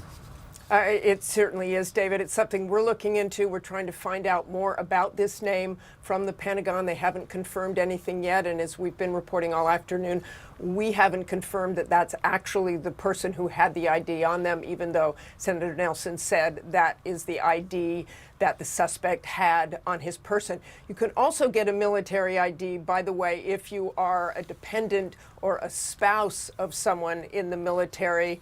A dependent, certainly you'd be under a certain age. But one thing about a military ID, if in fact this person is in the military and we don't know what branch of service he may be in, is that he would have weapons training. Everyone in the military has some sort of weapons training, and there are refresher courses certainly throughout the career. There are not many military bases around Fort Lauderdale Airport. There are some reserve bases fairly nearby, 50, 60, 70 miles away, but any major air bases or any sort of military bases are quite a distance away from there. Martha, thank you. I do want to bring in Steve Campion. He's with our ABC station in Houston, KTRK. He was on the flight from Houston to Fort Lauderdale, landed at the airport. They kept him on the plane for some time. And Steve, when we last spoke with you, we could hear the flight crew in the background beginning to tell you that they were going to allow all of you, the passengers on the plane, to get off the plane. Correct, David. I can tell you that they instructed us to get our luggage, and they let us come off the plane through the gate, but not into the terminal, immediately onto the runway. So right now I am standing in a group of hundreds out here on the runway outside of the terminal. Steve, stick with us here. We'll come right back to you. Steve Campion standing on the tarmac. I want to bring in Mark Lee, another eyewitness who's with us. And Mark, what can you tell us you saw? Basically, I was on the far end of the baggage claim terminal. We first kind of heard what sounded like firecrackers going off, a quick round of three. When we kind of realized it was not firecrackers, after more shots continued to go off, we realized that there was an active shooter in the building. People started yelling and screaming, frantically running towards any door exit to get out of there. From things, so I can help get a number of people out of there and get some other people to safety. After I helped a couple of ladies that had fallen down as they were trying to get out of the door, I actually ran back in and continued to help people get out and kind of continued to make my way actually even closer to the shooter, which doesn't make sense, but trying to help some people and get them more secure. From there, by the time, like I say, he basically had a 9mm gun, went through probably at least a couple dozen rounds. By the time he was done shooting there, he was basically threw the gun down on the ground and basically was laying spread eagle face down on the ground before any officers were really even much in the area whatsoever. From there, he had no intention of running out of the building. That's the first time we've heard a description like that. So again, you say it would appear that he was using a 9mm gun.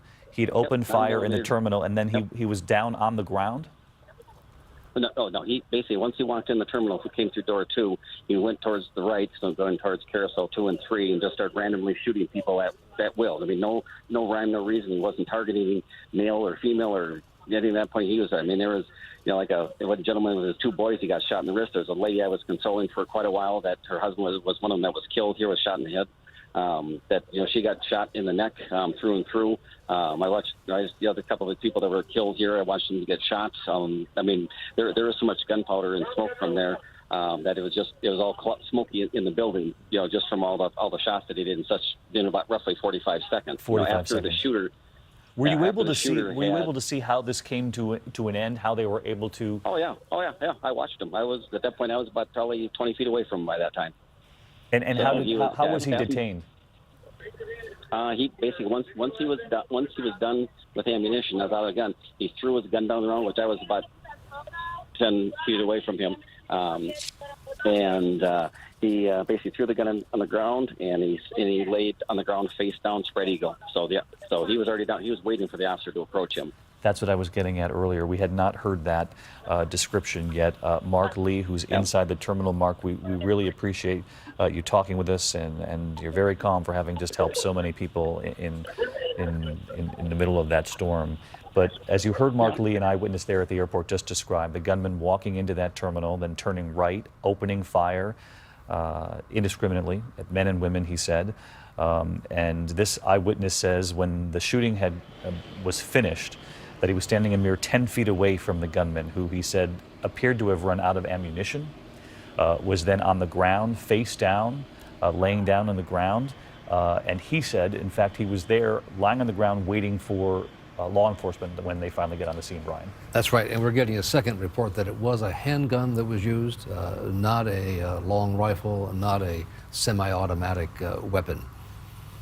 This is different, though, from what we have seen in the past as far as him appearing to be finished with what he could do and then simply waiting for authorities to arrive. Right. That is not how a suicide bomber, a terrorist, an ISIS-inspired attacker behaves. This appears to be something different from early indications, and we're told that he is in custody and he is talking with authorities now. And what we don't know, obviously, at this point, was whether or not he had more weaponry, more ammunition, just could use it, or if he simply walked in, used what he had, and then was finished with the terror he was inflicting on the people inside that airport. For those of you tuning in the last 15 minutes or so, we've been on the air all afternoon. You're watching live coverage here on ABC. These are pictures coming in from Fort Lauderdale at this hour after shooting early this afternoon inside Terminal 2, the baggage claim. The people you're looking at there are on the perimeter of the airport, and this is a scene playing out all afternoon, their hands up in the air. This was all part of the additional sweeps that had been done following the incident, and also as authorities work to either knock down or confirm reports that perhaps there might have been additional reports of shootings in different terminals and in the parking garage. That was something the Broward County Sheriff's Department was trying to get to the bottom of, had tweeted out some time ago about unconfirmed reports that there were additional incidents. They have not confirmed that that's the case.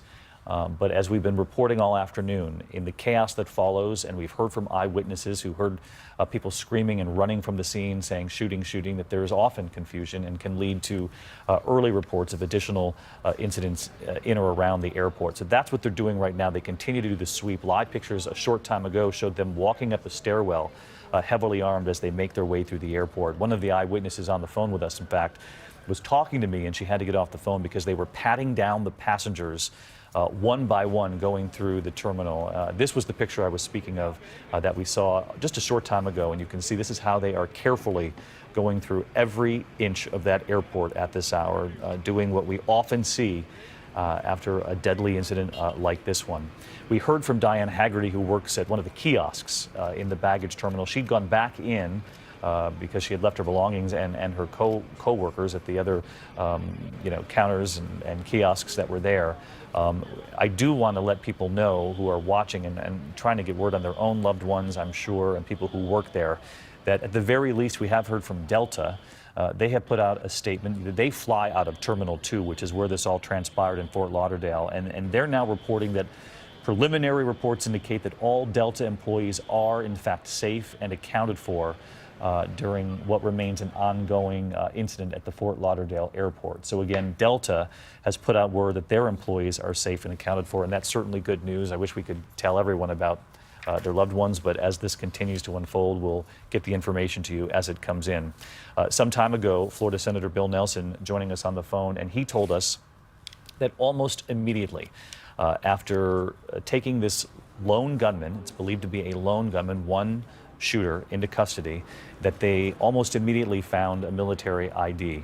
And Brian Ross, our chief investigative correspondent, and his team has been looking into what matches up with that ID, although you're doing it with extreme caution, because in these cases we often find that the first name or the first ID isn't always the ID that actually matches the person. Or a relative, it could be anything, but in this case, federal law enforcement authorities seem to have made a match, according to what we're being told now, between that name and this suspect. And of course, if he was in the military, there will be fingerprint records which can be rather rapidly checked. The fingerprints will certainly help, because when you have a name like Esteban Santiago, that is a name that's going to turn up over and over again. There are a lot of people out there. That's a common name, exactly. So we have to be very, very careful as we move forward. And again, it's only a name, and we don't know whether it's the actual name they will connect with the person that they've taken away from the scene. I do want to get back to an image that was shared with us, if we still have it, of one of the passengers or people in the airport who'd been hit.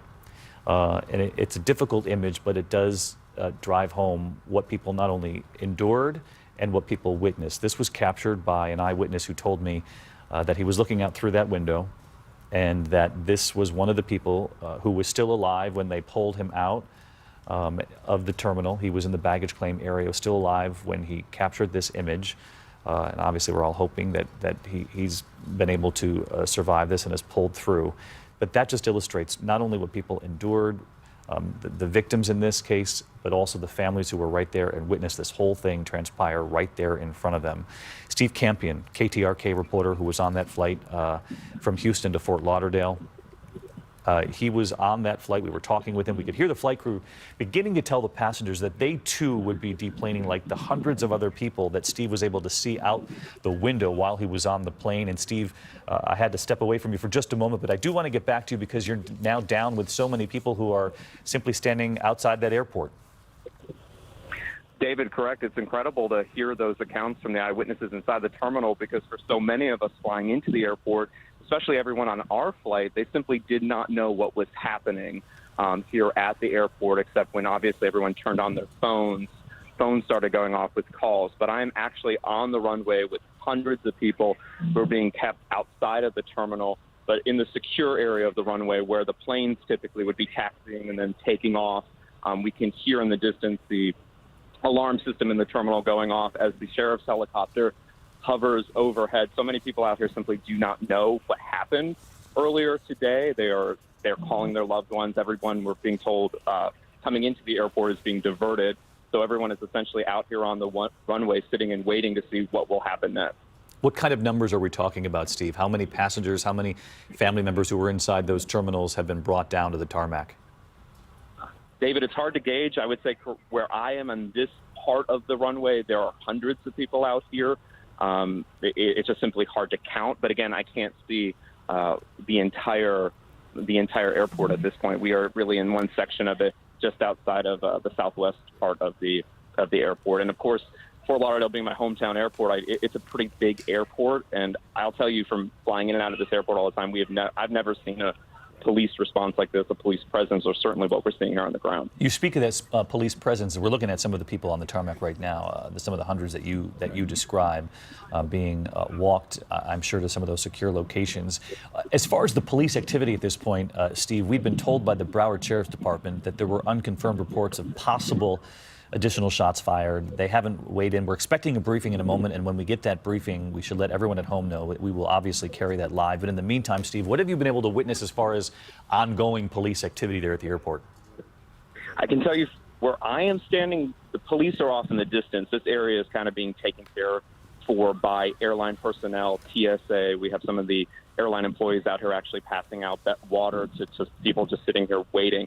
So we haven't really had an interaction with law enforcement here on the ground in this particular part of the airport where we're standing. All right, that's Steve Campion. You've been listening to a reporter with our ABC station KTRK in Houston, speaking of his hometown airport there in Fort Lauderdale, where he landed only to learn of the situation. And he described, which is a common part of the culture now of flying, that when you land, Chief Brown, you turn back on your phone when they tell you you can. And he said almost immediately the phones were lighting up with certainly loved ones who were checking on everyone landing on that flight to Fort Lauderdale. Yes, very common for everyone with their smartphone to take images, talk to loved ones, take pictures. Some people even maybe be Facebook Live, some information that they telling their loved ones what they saw.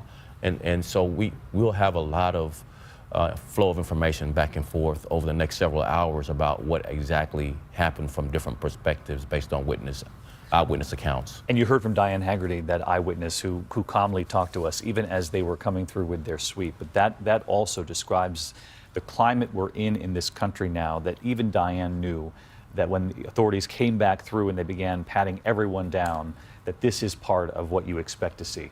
Our new normal is what I call it, what a lot of people in the profession call it. When we have active shooters, a lot of people around, you get this type of response from citizens. As I mentioned a moment ago, we're expecting to hear from authorities who are on the scene. We know that the governor being briefed, Senator Bill Nelson has been briefed, certainly other authorities as well, gathering there in Fort Lauderdale. If and when they begin to carry that live, we will turn right to it as we wait for more information. But many of you, I know, have been with us all afternoon. For those of you who are perhaps getting home from work and now just joining our live coverage, I want to bring you up to speed on what we've witnessed transpiring in Fort Lauderdale this afternoon. Early this afternoon, we learned of shots fired at the Fort Lauderdale airport, and it was a short time after we came on the air that we learned that at least 5 people were shot and killed inside Terminal 2 at Fort Lauderdale Airport. One witness describing the gunman walking into that baggage claim area and turning right as soon as they walked in through that door, indiscriminately firing at men and women, not saying anything. We heard from multiple witnesses that they thought they were simply firecrackers at first. until they were able to actually lay eyes on the gunman. Then they realized what they were dealing with, an unfolding a scene of terror as the gunman shot men and women. One witness by the name of Mark Lee, I believe was his name, told me that he was helping people lying on the ground, had gone back into the terminal even as the gunman was continuing.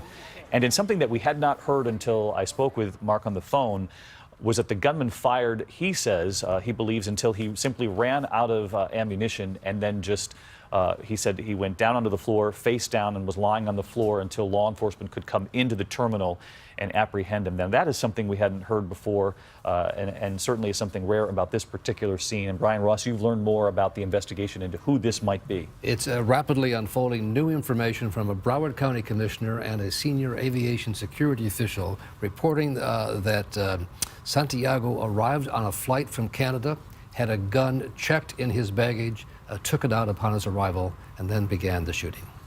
So this would appear to be someone who had flown into Fort Lauderdale. According to this information from the Broward County commissioner and a second source who is a senior aviation security official, both providing that information at this point, confirming that name as a match, and also this new information that he flew in with a gun checked in his luggage.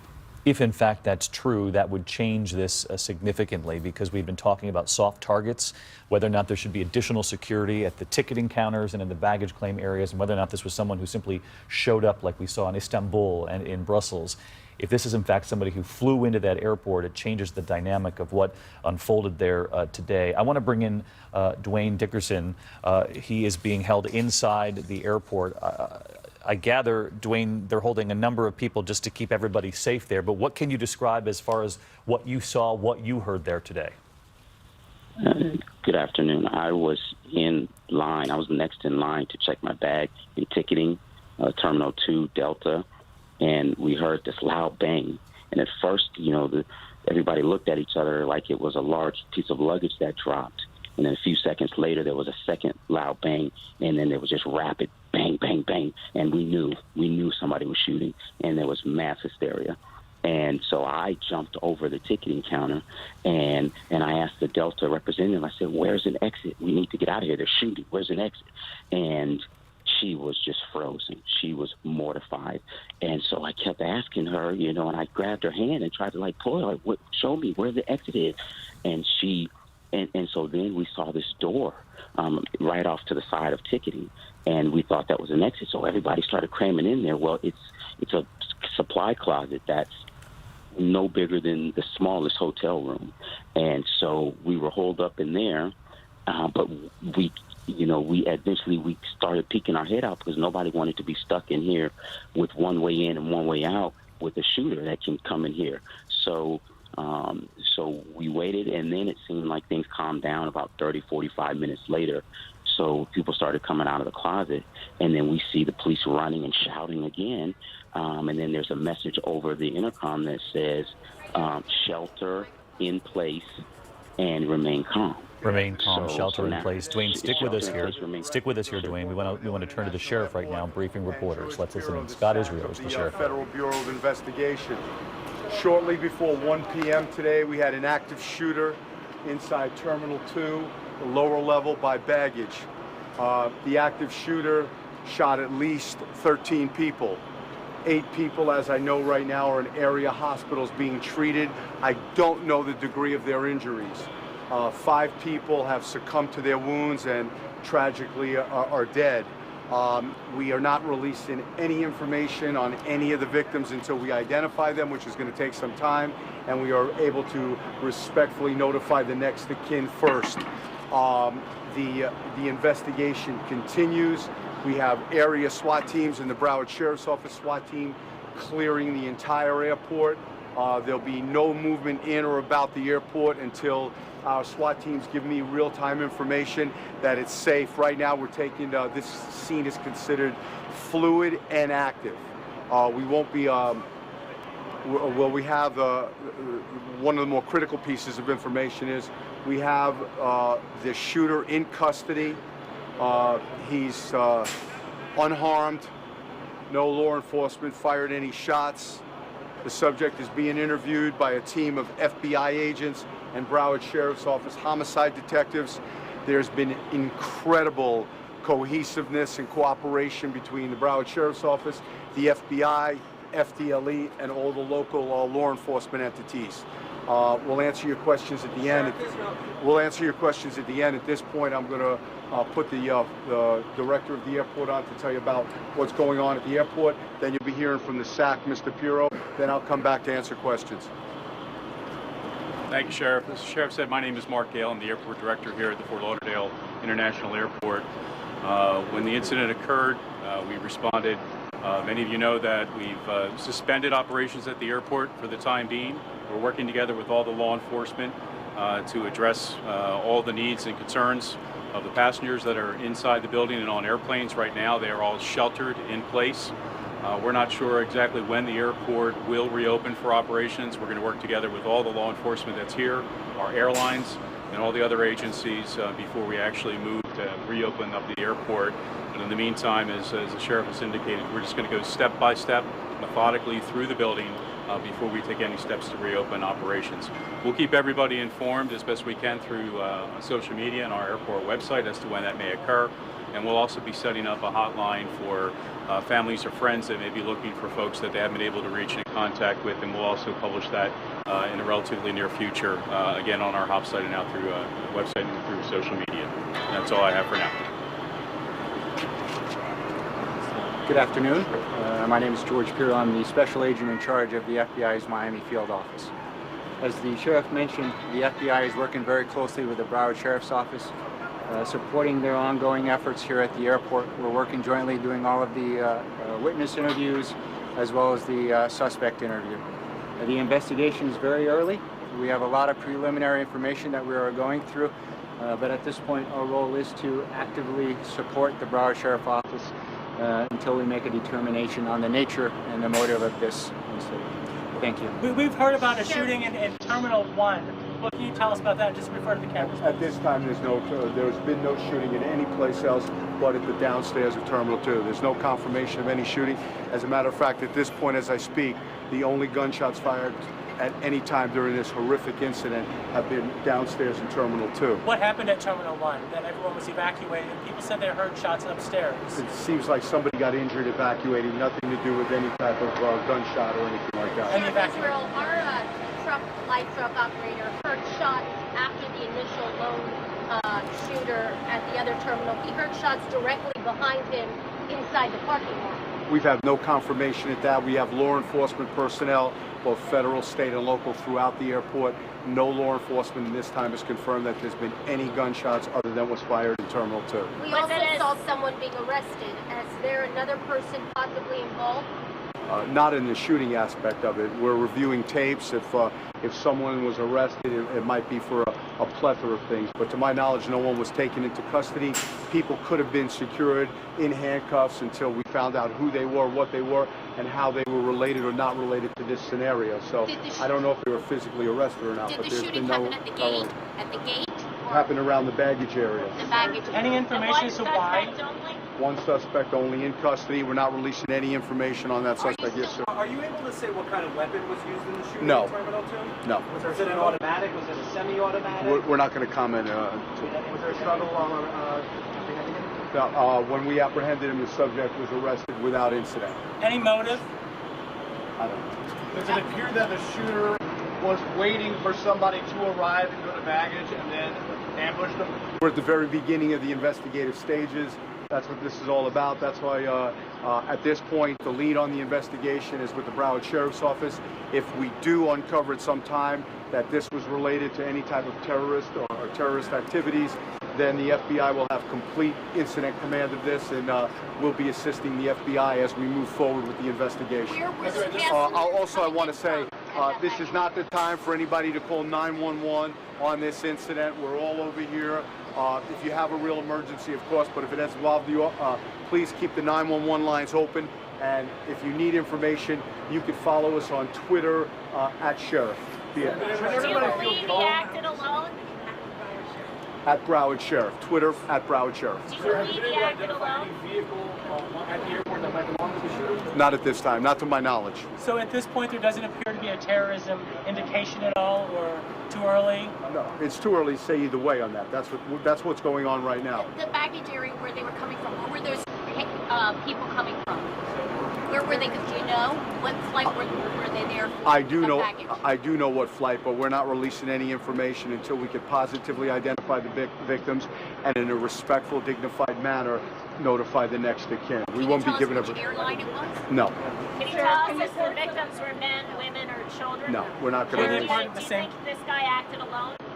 At this point, it looks like he acted alone. Were they part of a family? Yes, there's no at this point there's no second active shooter. There are no victims suffering for any gunshot wounds. We heard that information as well. It's not confirmed, and right now we're dealing with this incident right here. Can you tell us what was going on in the parking garages that had the agents guns drawn, ready to go and looking for something? I'm sure they were looking for clearing parking lots. We have a variety of SWAT teams out and assets out clearing the entire airport to make sure it's safe. So just doing their job, working very hard and diligently. Was the shooter in the daily? I mean, it's Friday afternoon. I mean, about how busy was the airport? Is this the busiest it is during the week, given that it's Friday afternoon, sort of the height of tourist season? The airport's always very busy. We're one of the fastest growing airports in the country. So again, the terminals are very full right now. Our passengers are sheltered in place. We'll be working with law enforcement to actually get them released systematically, as the sheriff has indicated, terminal by terminal, to make sure that folks are able to exit safely as they proceed with their clearing duties. But it's very good. How many people are secured either across the runways, in the terminal, on the plane? Any estimates to that number? Right now, we actually have everybody in either at the terminals, or we've had some airplanes that have landed, that we still have airplanes with people on board that have landed that have not been brought into the terminal building. It's possible that those airplanes may actually depart and not actually come into the terminal building. But on any given day, we typically handle between 80 and 100,000 passengers coming through the facility. So people who are on planes now may not be able to get off? Is that, I didn't hear well. That's a possibility, that we're working with the airlines, that some decisions may be made. That hasn't been confirmed yet, that they may actually depart for other cities. We're going to go through the terminals, again, very slowly and methodically to make sure everything is clear before we make any decisions about releasing additional passengers into the building on top of those that are already still in the facility. How many were in that Terminal 2 when the shooting occurred? I don't have that information. Do you know how many were in the baggage area? I don't have that information. Or dozens, or? Typically in a baggage claim, there could be hundreds of people at any one time, but I don't know what the number was at that particular moment in time now. And how many planes have landed and not allowed to disembark? I don't have the number of those that are on the ground right now. Where can passengers get that information? Are you going to put that on your website? We're going to put information out on our website and also on Twitter at FLL Flyer. Sheriff Israel, can you give us a timeline? When, to your knowledge, did the shooting begin? How long was the shooter at large? Where was he inside the terminal? How extensive was the shooting? And where is he being interrogated? As I said before, it happened just before 1 o'clock. We're not going to give out any specific information about the logistics. And as I said before, shortly thereafter, almost immediately after the shootings. Who apprehended him? He was apprehended by a Broward Sheriff's deputy, and he was taken into custody without incident. Sheriff, did the gunman check the weapon into his luggage on an Air Canada flight and fly here, land, take the weapon out, go in the bathroom and load it? As I said before, that's all part of an ongoing investigation. So we also heard that he turned his gun down after the shooting and laid on the floor. Can you talk about? I haven't gotten that far. All I know is the gunman is in custody. He's being interviewed by a team of FBI agents and Broward Sheriff's deputies.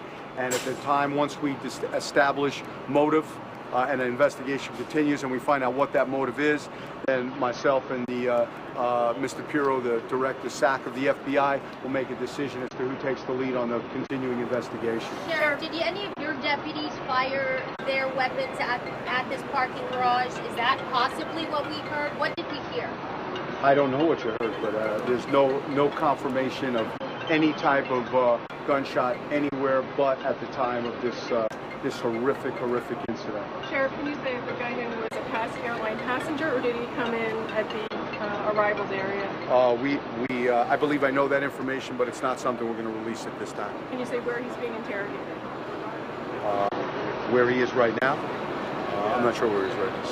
Sheriff Israel, if there was no other viable threat, a second threat, why would the airport be closed after the first person was arrested and being interrogated? Why shut down the airport? As I said, we can't say there's no viable threat. We have to clear the airport. It's just a common sense approach. My concern right now, not only with the families of those who lost, but my concern is with the citizens of Broward County. And until myself and the director of the SAC of the FBI, until we believe that this airport is a safe place and people can move about, it won't be opened. How many Terminal deputies one, were what- at last the question. airport at the time of the shooting? Excuse me, Amy? How many deputies at the airport at the time of the shooting? I'm not sure. Right, Thank you very much. Please follow us at Broward Sheriff on Twitter. Can you just tell what caused the evacuation of Terminal 1? Briefing. Again, it's where I'm not sure. You've been listening to the Broward County Sheriff's Department and the FBI joining forces there, answering questions about what's transpired in Fort Lauderdale. Those are pictures of people at the perimeter of the airport, and they were explaining just moments ago that this is what they had to do. A standard operating procedure after a deadly incident like what we witnessed early this afternoon in Fort Lauderdale. I'll take you through this if you're tuning in now about what we just heard from authorities there on the scene. The first call came in at around 12:55, shortly before 1, of an active shooter. When they arrived on the scene, they saw that the shooter had hit at least 13 people there in Terminal 2, the baggage claim area of the airport. 8 of them are now at area hospitals. They did not know the extent of their injuries, could not offer that at this time, but 8 have been taken to area hospitals. They talked about the 5 that we had reported on earlier this afternoon, 5 people dying when that shooter came into Terminal 2. One eyewitness telling me that he walked into the doors, turned right, and then just simply began firing. That shooter is now in custody. Authorities were quick to point out that the shooter was unharmed. That means they're questioning him as we speak. It's something we had talked about earlier here, and that is in fact what they're doing already, being interviewed by FBI agents and investigators right there on the ground in Broward County. We did listen to them also talking about operations at the airport. We've been reporting this afternoon that operations had come to a halt. Those operations remain suspended. They did say they would alert the public, and we'll pass it along to you as soon as operations are back up and running there at the airport. One thing I do want to get to, though, is news that this was someone who flew in on a flight and got to Fort Lauderdale. Brian Ross, you had reported this just before we turned to the authorities to get more on this. And we're learning more about where this gunman might have been flying in from. There were initial reports, perhaps Canada, perhaps Anchorage. We're still trying to sort that out, but he flew in as the sheriff said, he flew in, came in on a flight. The sheriff did not want to identify it, but we have reports that he did fly in sometime today. And we want to bring in Broward County Commissioner Chip LaMarca, who's been with us this afternoon. And Chip, we appreciate you waiting as we were listening to authorities there. What more can you offer us about where it's believed this gunman might have flown in from? We've been told he flew in on a flight from Canada. I don't know the airline or the flight. It was misreported as Air Canada, so I didn't say that. I just want to make sure that we understand it was from Canada. We understand he had a legally checked gun and went into the bathroom, loaded the gun, and came out and started shooting. We don't know why. It's horrific, and we pray for the families of the people that were hurt and killed, and also our law enforcement that are there. But that's really all I have at this point. Eight people were sent to local hospital, Broward General, our trauma center. 8 people, as you mentioned, at area hospitals, 5 dying right there on the scene. And Commissioner LaMarca, you mentioned legally checked loaded gun on that plane. I know there's been some questions about whether or not the flight he was on came in from Canada or from Alaska. There's going to be continuing reporting on that. But as far as you know at this point, you believe the flight came in from Canada and that when he arrived at the airport, he went into a bathroom and then loaded the gun there? That's what I've been told, yes. Loading the gun in the bathroom before coming out and opening fire. That is a new detail that we have yet to report here. Commissioner, I appreciate that. I do want to bring in David Curley, who covers aviation. He's been with us all afternoon. And David, just remind us, if you would, about the rules about carrying guns on airplanes. This was a legally checked gun that was then loaded once he got to the airport, according to the commissioner. You heard him just moments ago here.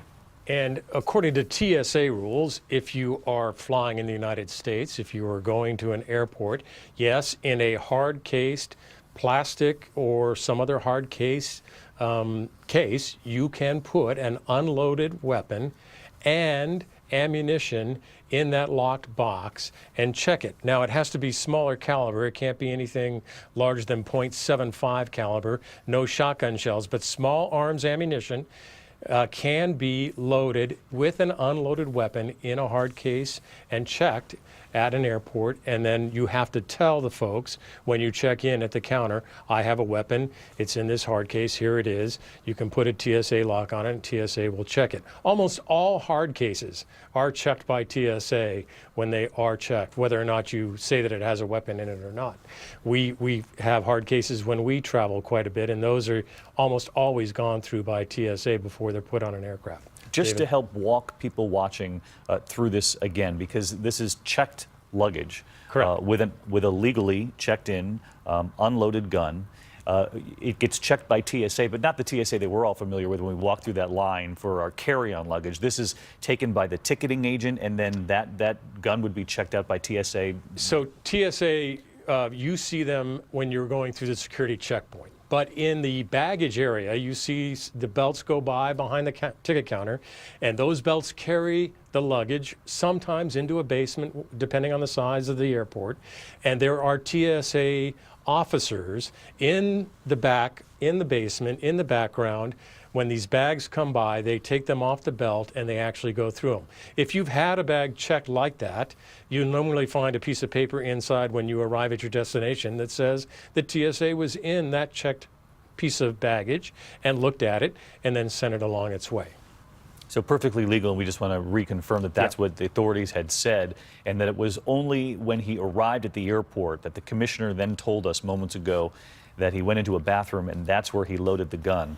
I do want to bring people at home up to speed on something else we've been reporting about, because for some time we were still seeing a somewhat frantic scene playing out there in Fort Lauderdale. Look at just the sheer number of people. These are images from earlier, but there were hundreds of people down in that tarmac. But for a time we were watching law enforcement move quickly through the other parts of the airport. There were early reports that there could be possible other incidents at the airport. They did knock that down at the briefing just moments ago. They did look into reports, but as we were guessing somewhat earlier, that this is typical in scenes like this in the chaos, that you get reports of other things happening. They've been able to confirm, at least at this point, that there really was no other incident other than the one that we've been reporting on right here for quite some time, since about 1 o'clock this afternoon.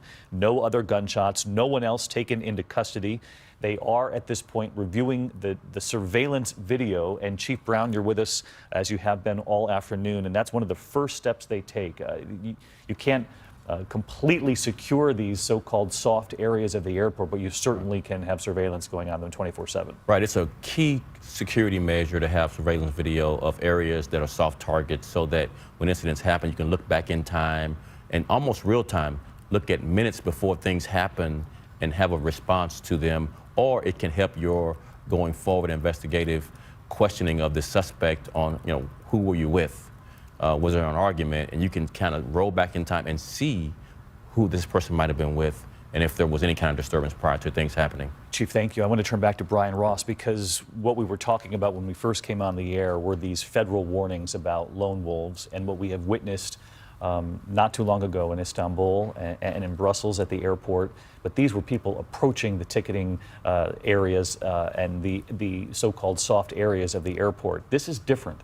This is, it would appear, someone with a military ID who flew into Fort Lauderdale Airport with a legally checked gun in luggage that would then be checked by the TSA once the ticketing agent marks the bag, sends it down the conveyor belt.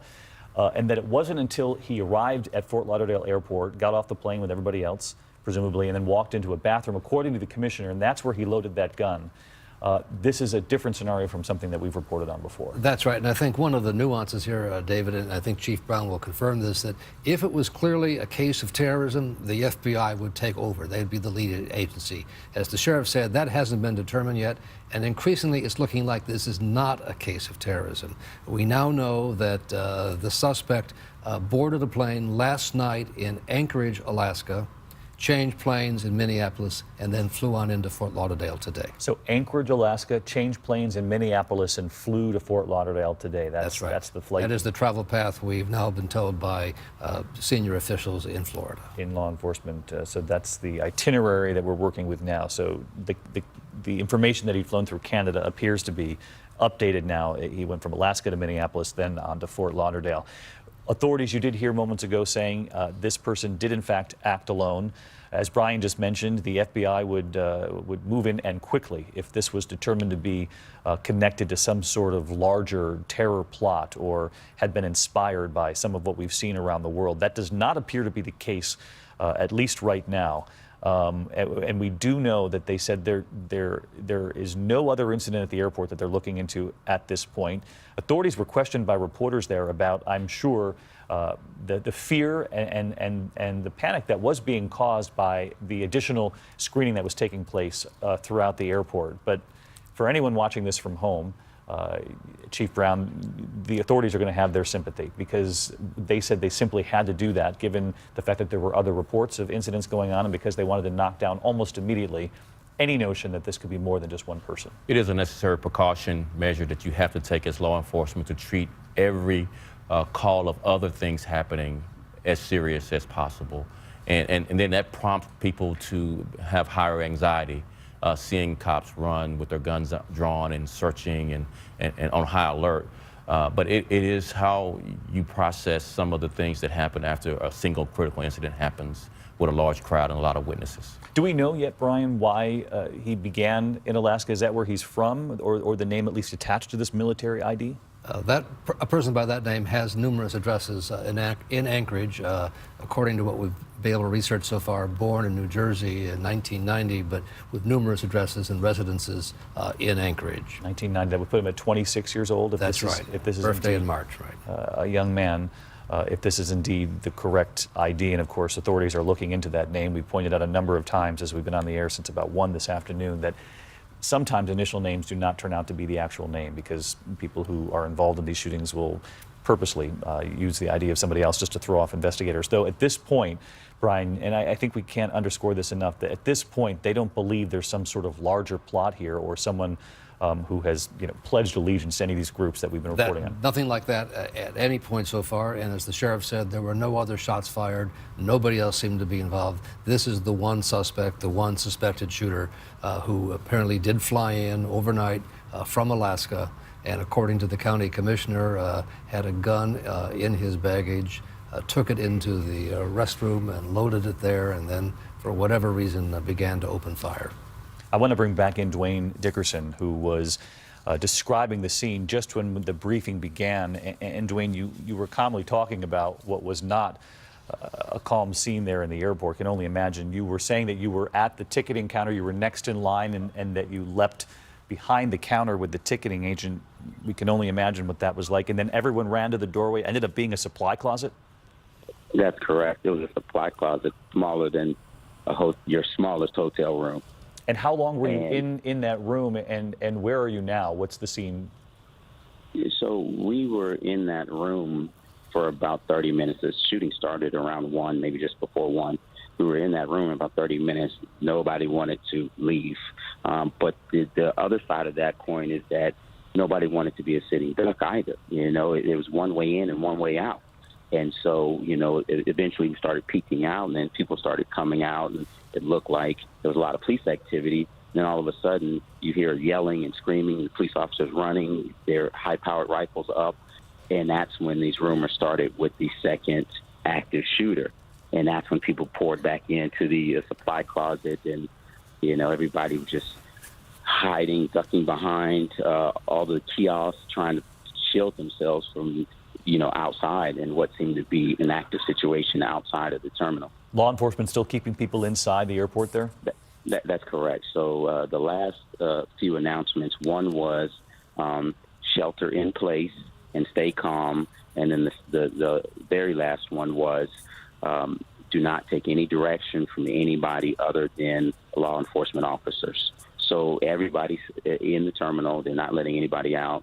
And they were asking who saw what and what your recount of the situation was. So it looks like in one portion of the airport, all FBI agents are interviewing customers who may have seen something. Have you had a chance to reconnect with that Delta agent that you jumped behind the counter with? I have not seen her yet. But she was so scared. She was frozen, David. And I was asking her, so finally I grabbed her hand and said, which way to the exit? Which way to the exit? And then I saw a door, and I said, was this the exit? And she just couldn't respond. She was so terrified. And so we assumed that may have been the exit, and that's when everybody got in there. And so, everybody was contemplating, do we want to go in this one place so everybody was saying, is there a way out? Is that an exit? Is that an exit? Do we want to go in this one place where we could be trapped? But with so much activity and the shots were still firing, there were several shots. Yeah. It seemed like the best of a bad situation to at least be out of the way, and hopefully he didn't come that way and come in that room. Well, Dwayne, we're glad you're okay and that everybody who was right there with you and that Delta agent, I hope that she's had some time here to feel a little better about what you all have witnessed this afternoon. We're thinking about all of you. Dwayne, our thanks to you. I do want to bring in our senior justice correspondent, Pierre Thomas. Pierre, take us through the kind of questioning that they're immediately underway with this suspect. I know that it's a joint effort between local authorities and the FBI underway right now. David, I want to pick up on something you had reported earlier from one of the eyewitnesses. Sources are giving me some guidance that one of the things that is very curious to them is how this ended. That this source, according to the witness that you talked to, after he was finished shooting, laid down on the ground, spread eagle, and allowed himself to be taken in by law enforcement. You saw and heard the sheriff from Broward County talk about the fact that the suspect was taken in without incident, no shots fired by law enforcement.